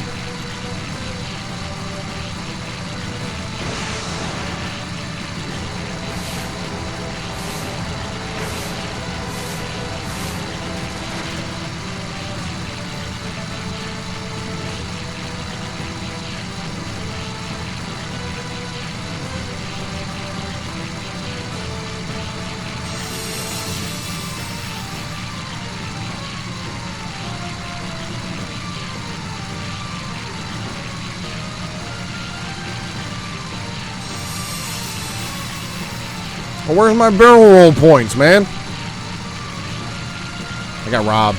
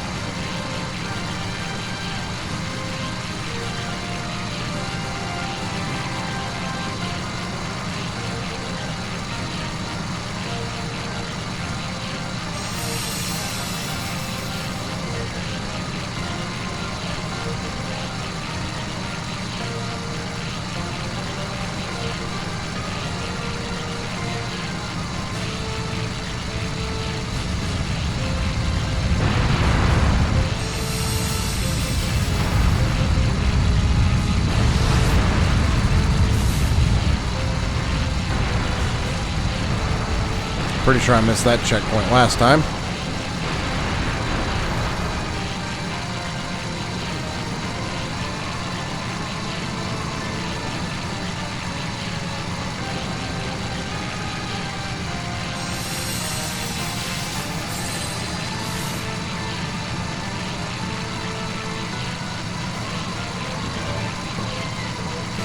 Yep, I'm just gonna fly past that one too.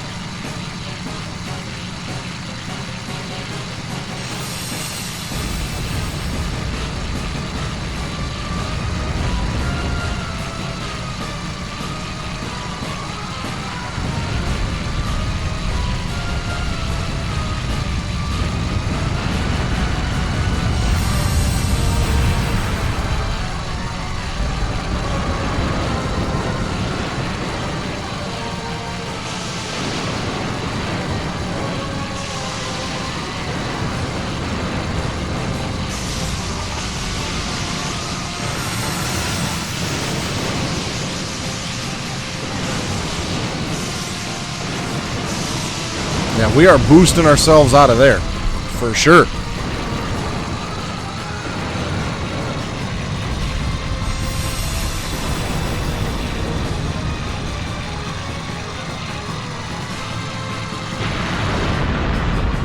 Engine broken. The lava took out my engine.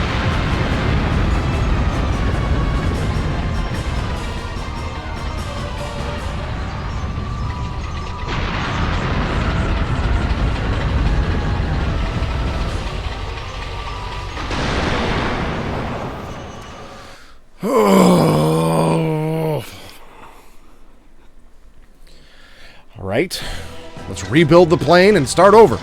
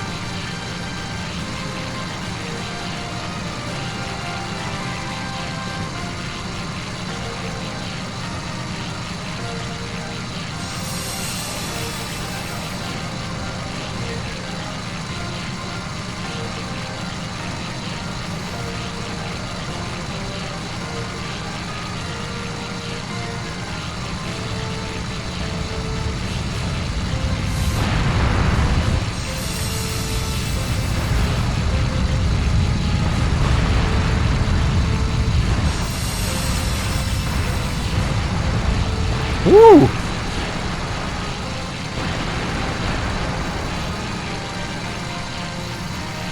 Alright, so far I haven't missed any checkpoints. So we're making some improvement.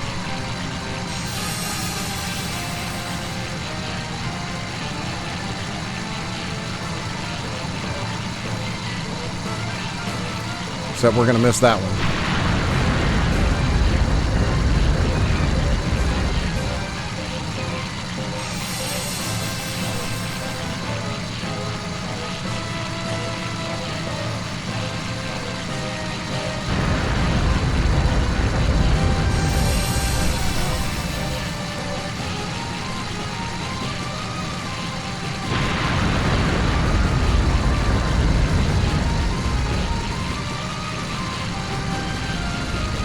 I just don't like how close that last one is to the rocks.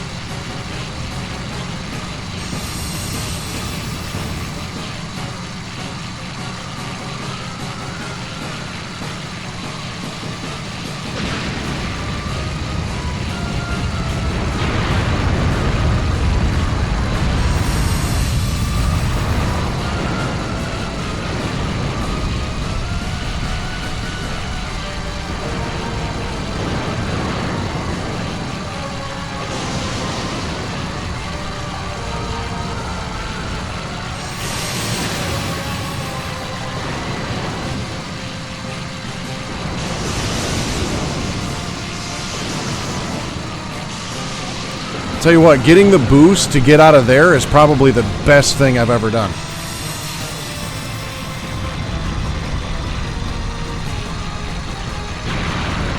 Shit. That was the same one that got me last time.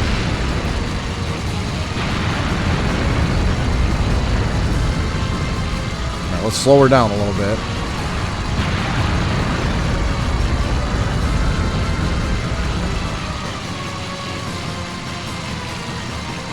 I just missed a bunch of checkpoints, but hey, we're still in the air, so that's what matters.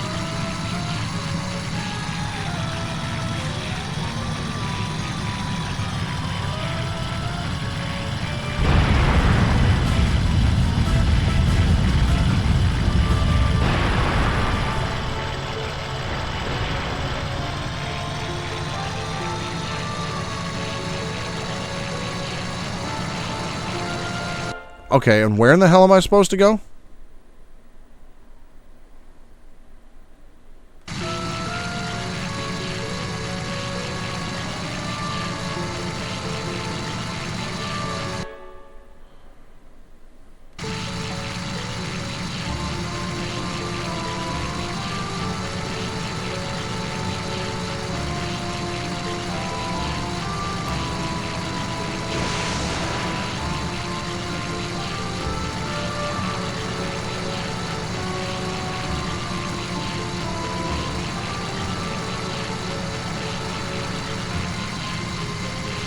Because I don't see shit.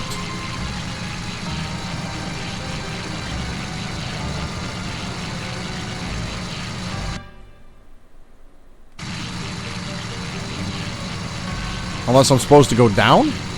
Is that a thing?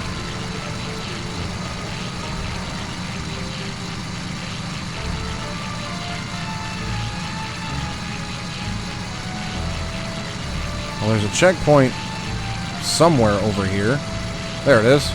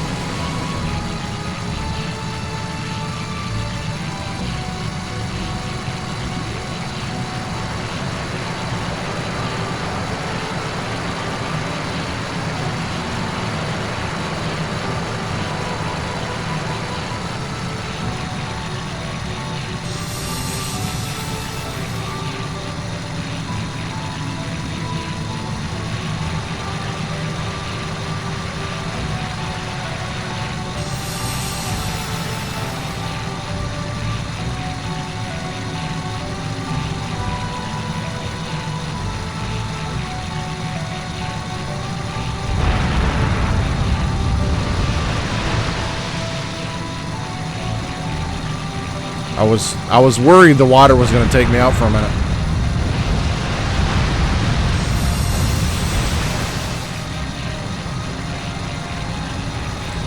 that air brake 100% just saved my ass.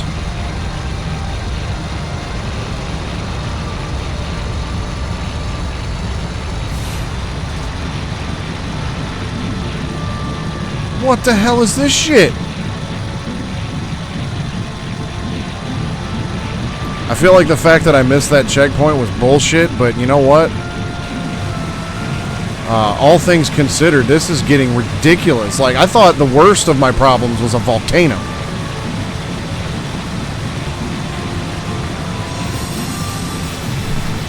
Dude?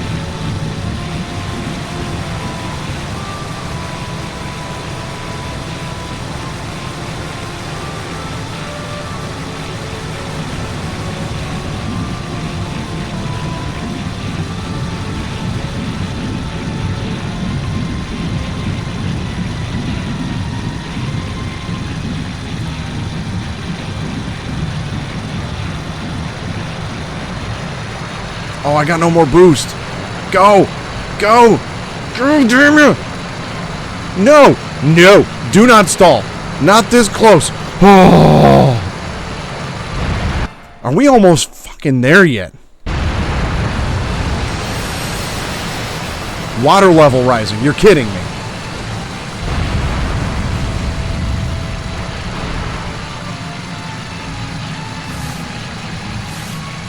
Where's my pontoons?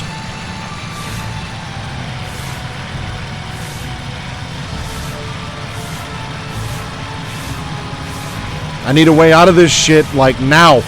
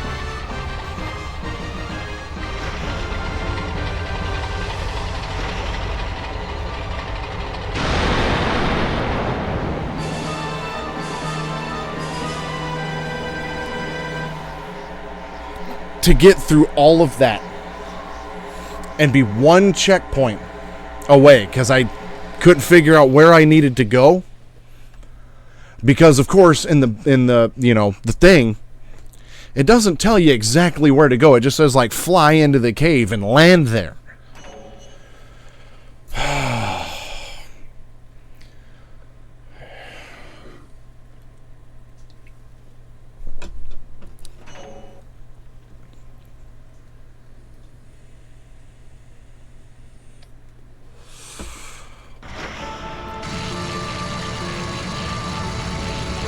Wait. Oh, yes. I don't have to do the whole volcano level again. Developers of Sky Odyssey. Activision. Okay, most of the time I dislike you because I'm pretty sure it was Activision that was responsible for Call of Duty, but whoever worked on Sky Odyssey, I fucking love you. Oh. Although this whole section is kind of bullshit.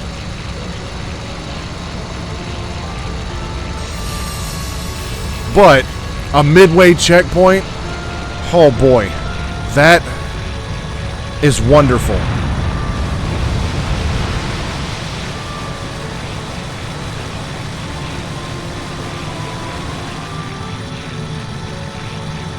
I'm just glad I don't have to go through the entire level again.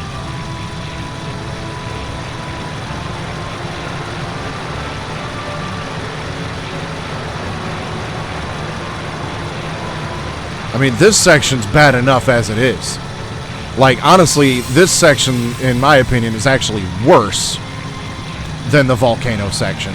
But at least I don't have to do both.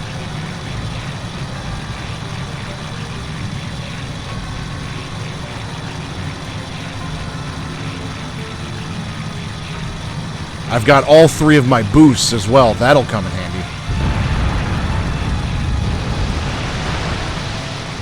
I'm just really going to have to figure out where to go once I get out of this, because I'm not sure if I have to go up or down.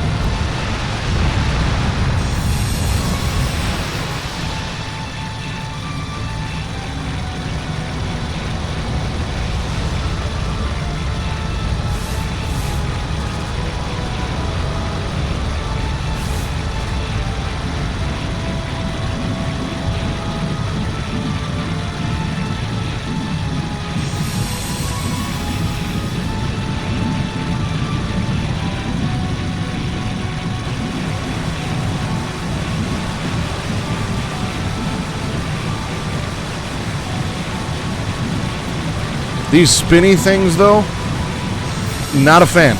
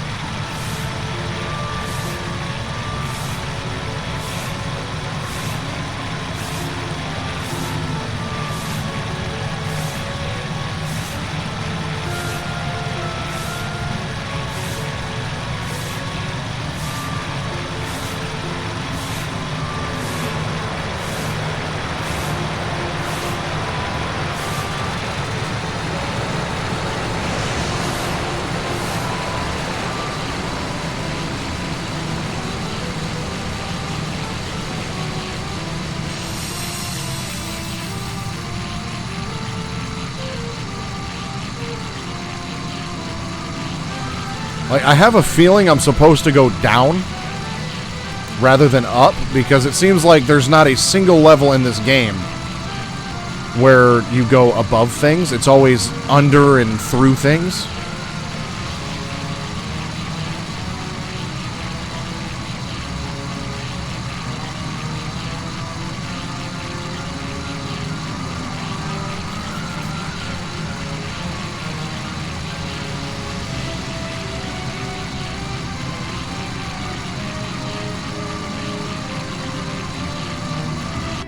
So I feel like... Well, no, it looks like it loops all the way around in like a spiral shape.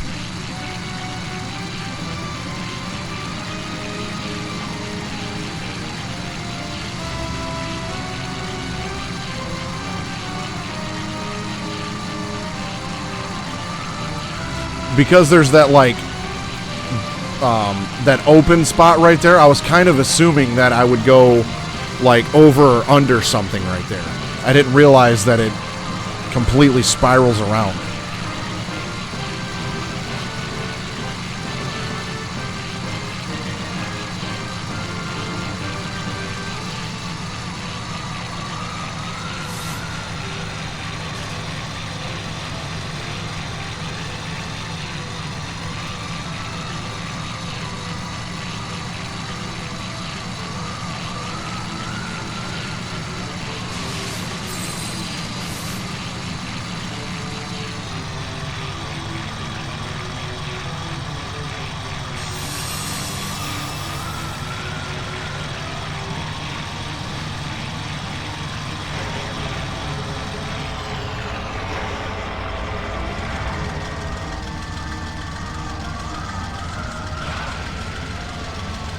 Not the most gracious landing, but we made it.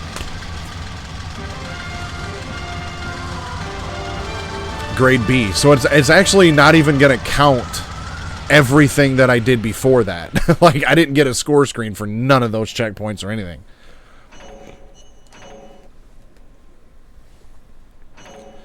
Well, that was wild.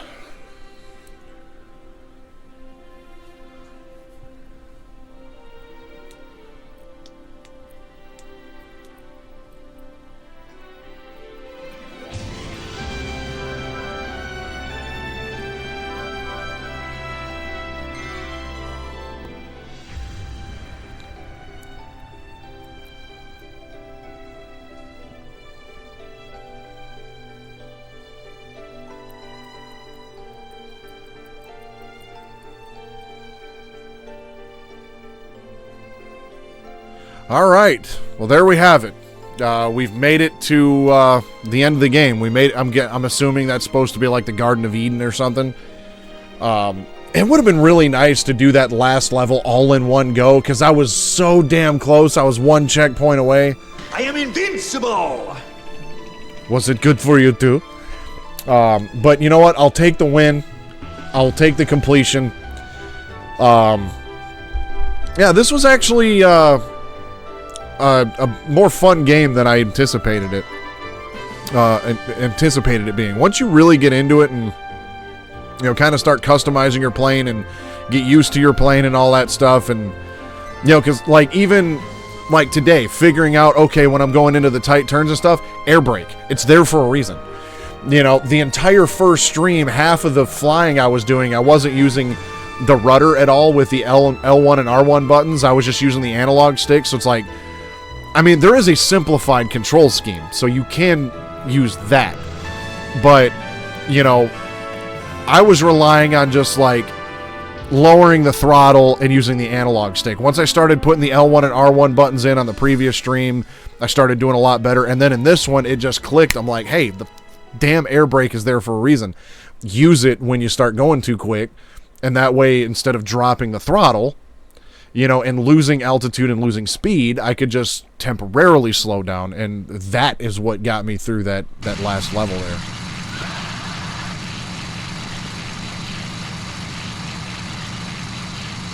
Okay, so we're taking off now.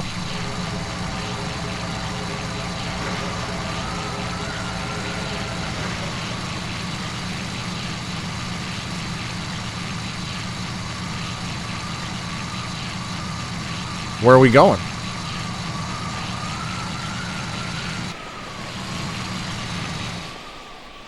Maximus has been conquered, but the open sky calls again.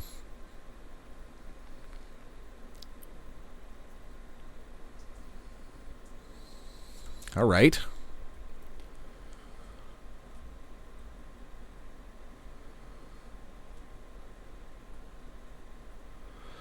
So there we have it.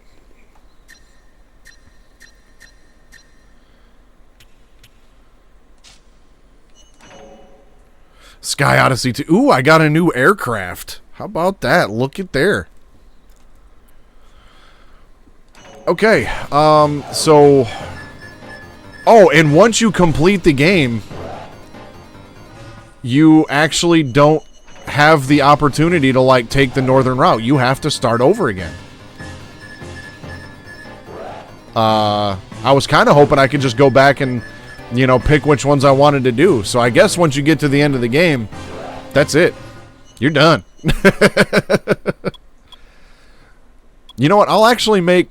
Well, I probably don't have enough space on my memory card for this. I was going to say, I'll make this a second save. This will be my New Game Plus save.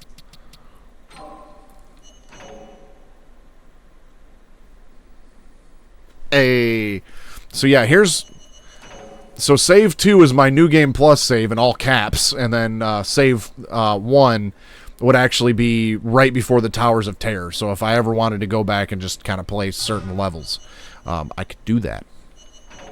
Let's see. So we've got the Swordfish, the Pulse Jet Test Type, the ME-262, and the BF-109 Custom. All right. Well, real quick, let's just take a quick gander at some of these other game modes real quick. Just see what we got here, because I haven't checked this out at all.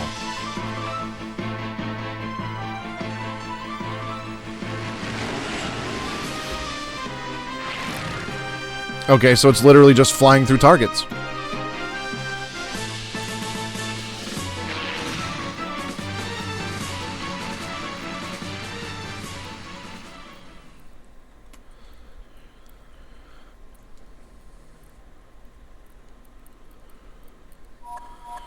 Now let's check out our new plane. Okay, so we've got quite a few different stages in target mode. So we've got stage 1, 2A, 2B, 3A, 3B, 3C, 4A, 4B, and the final stage. Rules. The goal of target mode is to fly through a series of numbered, colored targets and make a successful landing. Here are the basic rules of play. There are 2 sets of targets in each stage, a red set and a blue set. To clear a stage, pass through half of the targets and land at any landing strip before time runs out. To get a high evaluation, fly through either all red or all blue targets in numerical order and land at the same colored landing strip. For an even better evaluation, break the targets at their center. Clear each stage with a high evaluation in a short amount of time to receive a special aircraft after clearing the final stage. Ooh, okay. Well, I'm not going to do all of these, obviously, but... So there's 6 red targets, 6 blue targets, and a time limit of 6 minutes.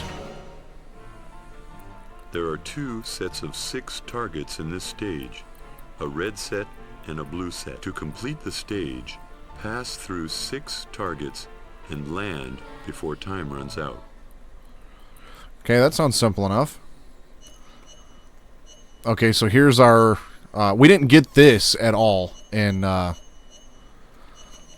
adventure mode, but here's our wind, our temperature, cloud cover, pressure, weather. We can fast forward time and all that. So push start button to begin flight. We'll just deal with the weather we have.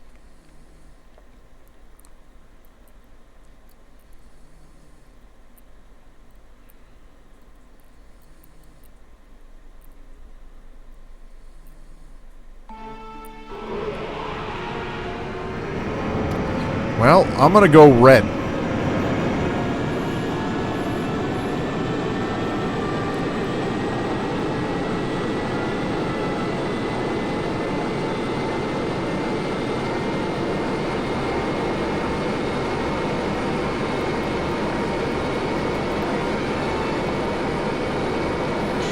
Red. All right, now focus. Okay, where's 2?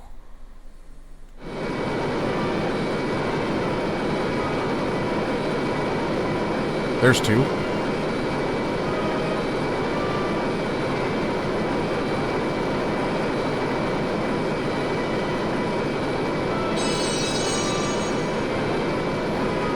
Three must be over this way somewhere. Yep, there's 3.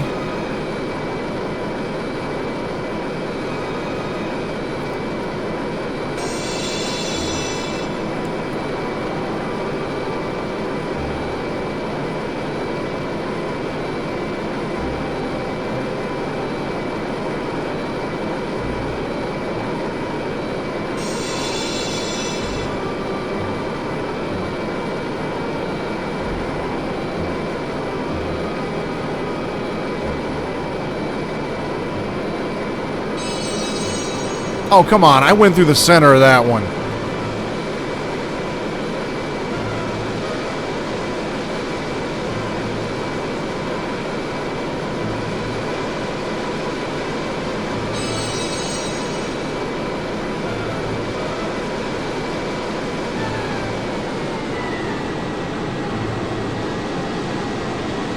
That's the blue airstrip.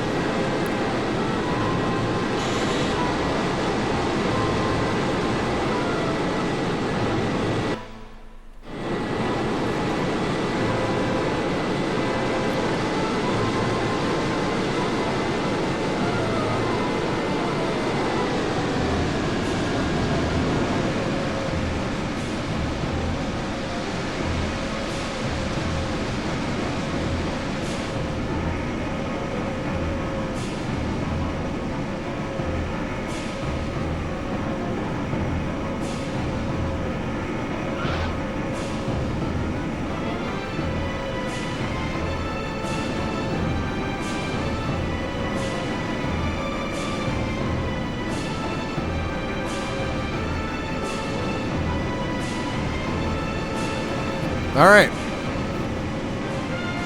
Cleared that stage. I got a gold medal. How about that?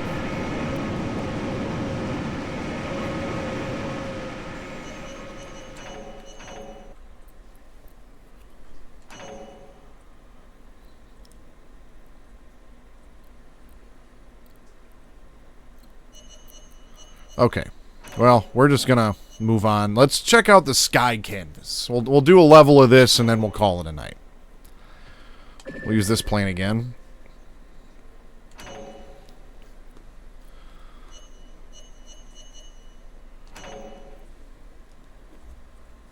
I'm sure it'll give me a rundown on what I'm supposed to do. Let's draw a straight line for our first session. This stage contains rings numbered 1 and 2. Oh, that sounds difficult. To clear this stage, release smoke while flying from ring 1 to ring 2. That doesn't sound too hard. Okay, maybe we'll do 2 stages. Alright, guys, we flew in a straight line. Let's call it a night.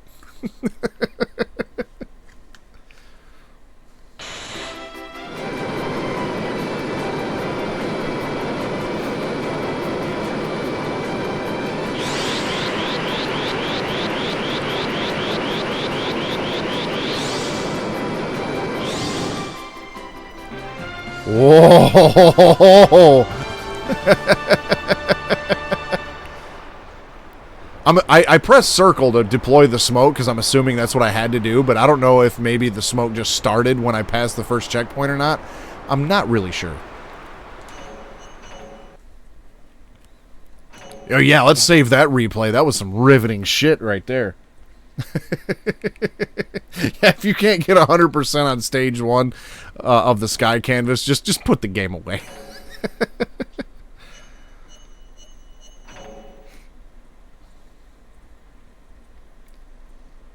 This time we will draw an equilateral triangle. This stage contains rings numbered 1 through 3. Fly through ring 3 and the finish ring will appear. Clear the stage by releasing smoke while flying from rings 1 to 2, 2 to 3, and 3 to fin. Okay. Doesn't sound too difficult, but we'll see. We'll see how good of a triangle I can make.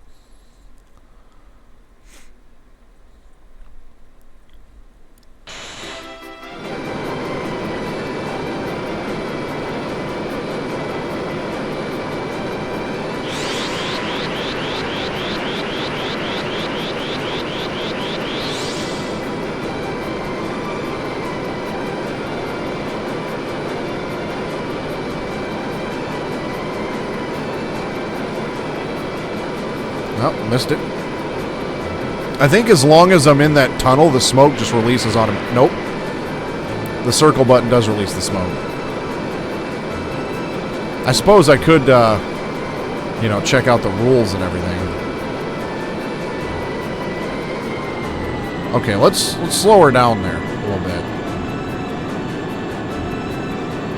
This plane might be a little too fast for this. At least for that turn, anyways. Alright.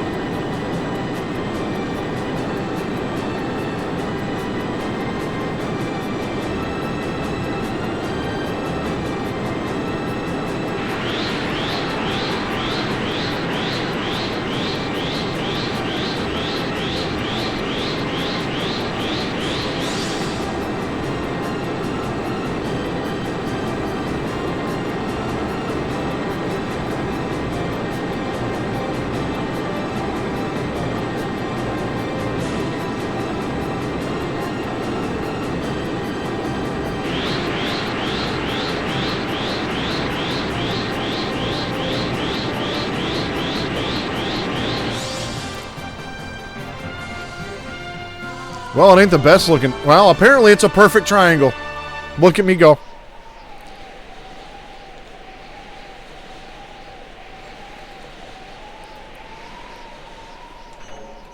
Alright, let's do another one. See how crazy this gets. I still got a couple minutes, and I can pretty much cut this off at any point now, so.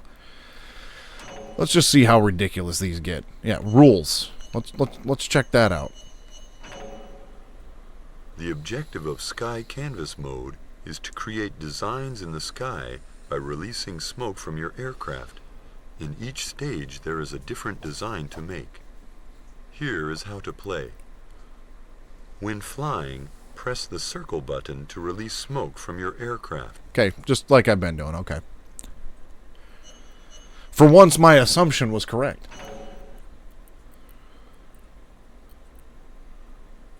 Okay. Diamond. This stage is a diamond. It contains rings numbered 1 through 4. To clear the stage, release smoke while passing through rings 1 to 2, 2 to 3, 3 to 4, and 4 to fin. Sounds simple enough.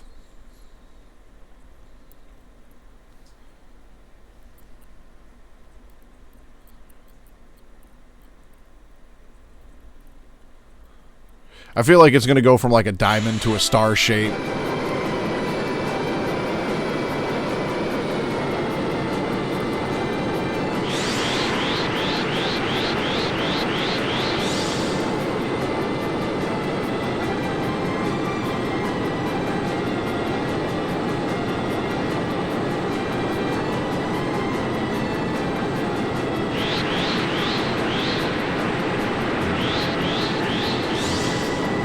Yeah, that sounds simple enough. Butcher it.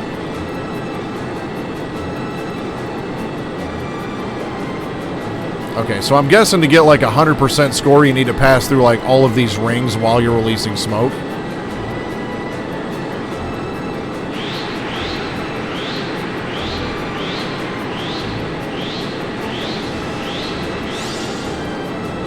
This is going to be a really terrible looking diamond.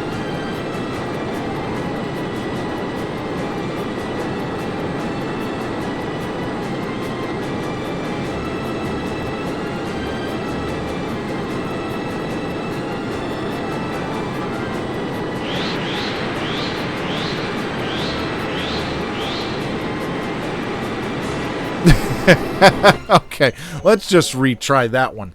I need to work on my turns apparently and get lined up a little better. That one theoretically isn't all that much different than a triangle. It's just an extra turn, and my triangle was 100%.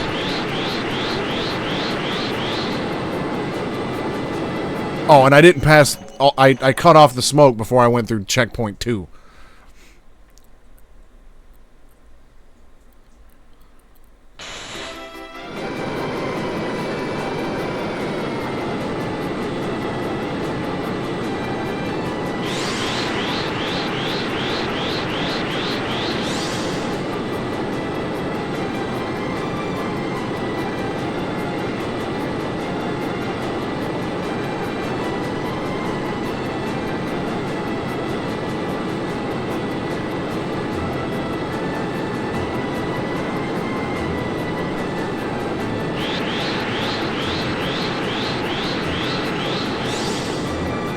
Okay, I got all the rings.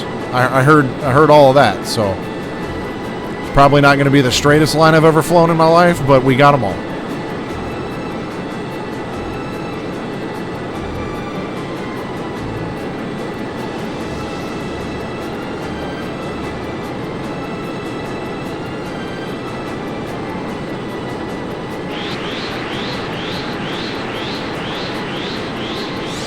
Oh yeah, beautiful.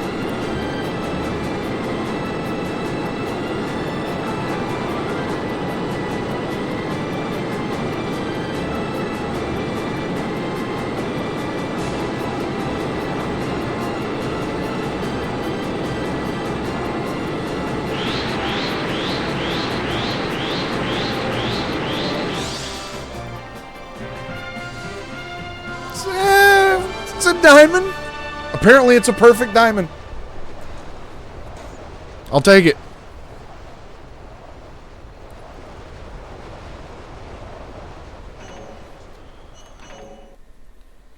Okay. What's stage 5? I'm guessing stage 5 is... Okay, so here's the thing, right?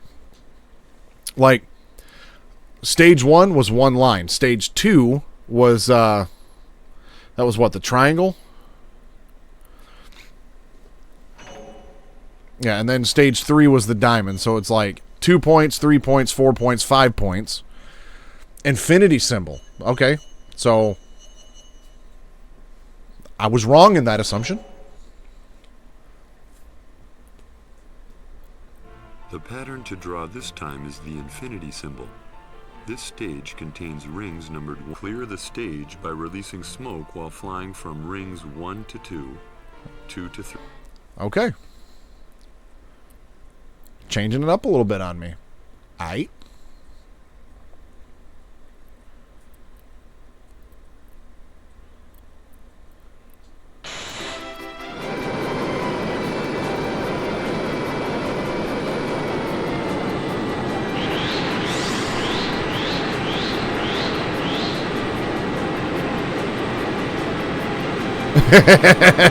Yeah, that one's going to take some work.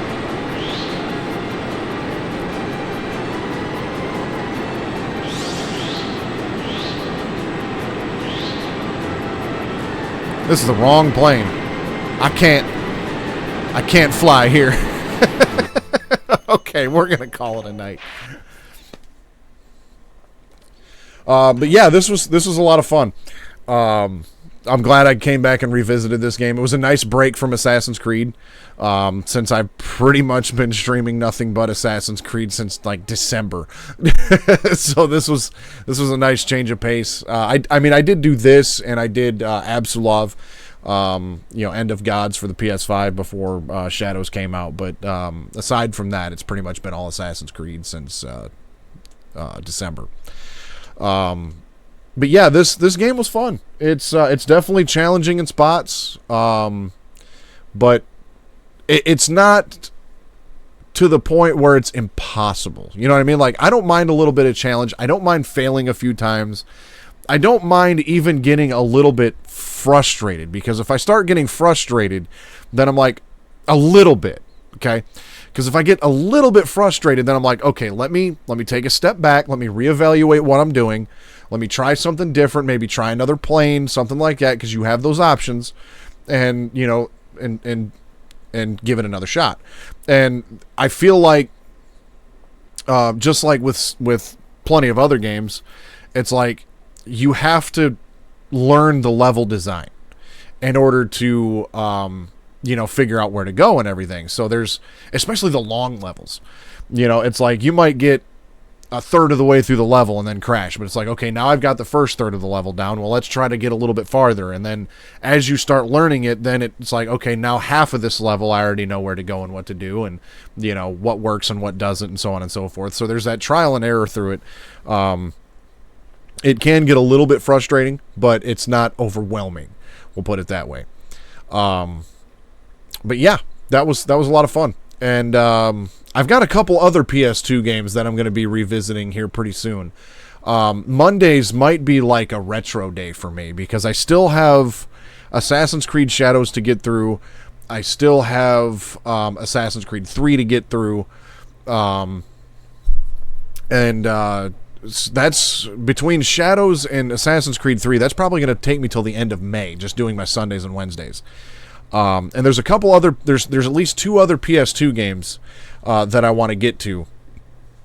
So I'm probably not going to do every Monday, because that would just probably get exhausting. I do have next Monday off of work, though, so I may throw something together for next Monday, but that might just be kind of a wait and see if I feel like it, kind of night. Because this week is going to end up being a long week, and Easter Sunday is coming up and all that stuff too. So, let's see here. The next PS2 game that I'll probably start on a Monday will be the Peter Jackson King Kong game. I actually just recently rewatched the Peter Jackson's King Kong movie. Was it last night or the night before? But yeah, I've recently rewatched that one, and the copy that I got of Peter Jackson's King Kong for the PS2 actually still has in the manual the included movie ticket that came with it. If you bought the game upon release, you got like a free movie ticket to go see the movie in theaters, and I got that. So that was really cool. And then that game looks like it's about 6 to 7 hours to get through, so that might just be, maybe a Monday and then take a break for a Monday and then come back to it a second Monday, and then that would be the end of that game. And then by that point, we might be getting close to the end of Assassin's Creed 3, because the next full-length playthrough I want to do after that is the game Spawn Armageddon. It was another PS2 game I had as a kid growing up, and I never beat it. There was, I think I got to a certain point, and I just couldn't figure out where to go or what to do.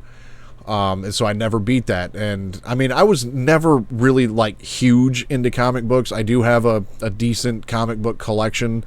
I think I've got Spawn 1 through 17, I think, and a couple various other issues. I've got 2 Spawn Batman crossover comics, which were interesting to read. So I was like, you know what? I need to give that. I've always liked the character of Spawn. I always thought Spawn was just completely, totally, 100% badass. And I'm like, I need to give that game another shot. So, that's what we've got coming up here in the near future. And yes, it was nice to see the ending, after all this time. And to be honest with you, I wasn't expecting a lot out of a plane flying game. Right, but it's like you get these 4 lost map pieces from these ancient ruins, and then you fly into Eden, and then you kind of just see it and move on. Like, there was no, narration. There was no, I guess, story of, why we went there. There was no real payoff other than just beating the game. So it would have been kind of cool if, because it didn't say treasure map, right? We just kind of assume, ruins and lost maps and things like that lead to treasure because of, movies like Indiana Jones and games like Uncharted. So that's just kind of where I think our minds naturally go with that. But it would have been nice to maybe have a little bit of narration to just say, hey, I mean, there may have been at the beginning of the game, about what you're looking for and whatnot, but it would have been kind of cool to at least have that narrator that narrates all of the missions and tells you what to do, to just give you something, because you kind of just land, you see the credits, and then you take off again and it says the skies are still open. So there's not a whole lot there, but it was nice to see this game through to the ending. And I would actually like to see the northern route, because that southern route was a bit of a pain in the ass. And I have a feeling that no matter which way you go, because there's that midpoint checkpoint that I got, I have a feeling regardless of whether you take the southern route or the northern route, that last level where I got that midway checkpoint is going to be the same regardless of the route you take. It's just going to be getting to that point will be a little different, is my guess. But yeah, we're going to call it a night for tonight. I will be back Wednesday night for some more Assassin's Creed Shadows, but tomorrow, technically today, April 15th, at 11:30 p.m., we've got the Grim Gamer coming back in with some Epic Mickey rebrushed on the Nintendo Switch. Wednesday night, part 9 of Assassin's Creed Shadows, and then Thursday, we'll have part 3 with Grim of Epic Mickey rebrushed on the Nintendo Switch, and then right back here again to start it over next week on Sunday for part 10 of Assassin's Creed Shadows, and hopefully we'll be finishing that game up pretty soon, because that game it's been fun, but the mid-game grind and the bloat is kind of starting to show its face, and I'm a story guy. I want to see where this story is going to lead in that game, and we haven't gotten much of it over the past 3 streams, so... but yeah, that's going to be all. There's going to be a link in the Grim Beardson Discord. There's going to be a link in the Grim Beardson Discord. There will be to this YouTube video, but there will be a link in the description box for the Grim Beardson Discord. You can join that joint Discord server that Grim and I have. You can share your own YouTube and Twitch links and talk gaming with us all the time, and see, get notified when we go live and what we've got coming up and all those good things. And there will be a subscribe button up there for those of you on YouTube. And there's only one thing left to do now. You know what that is. Stay suave.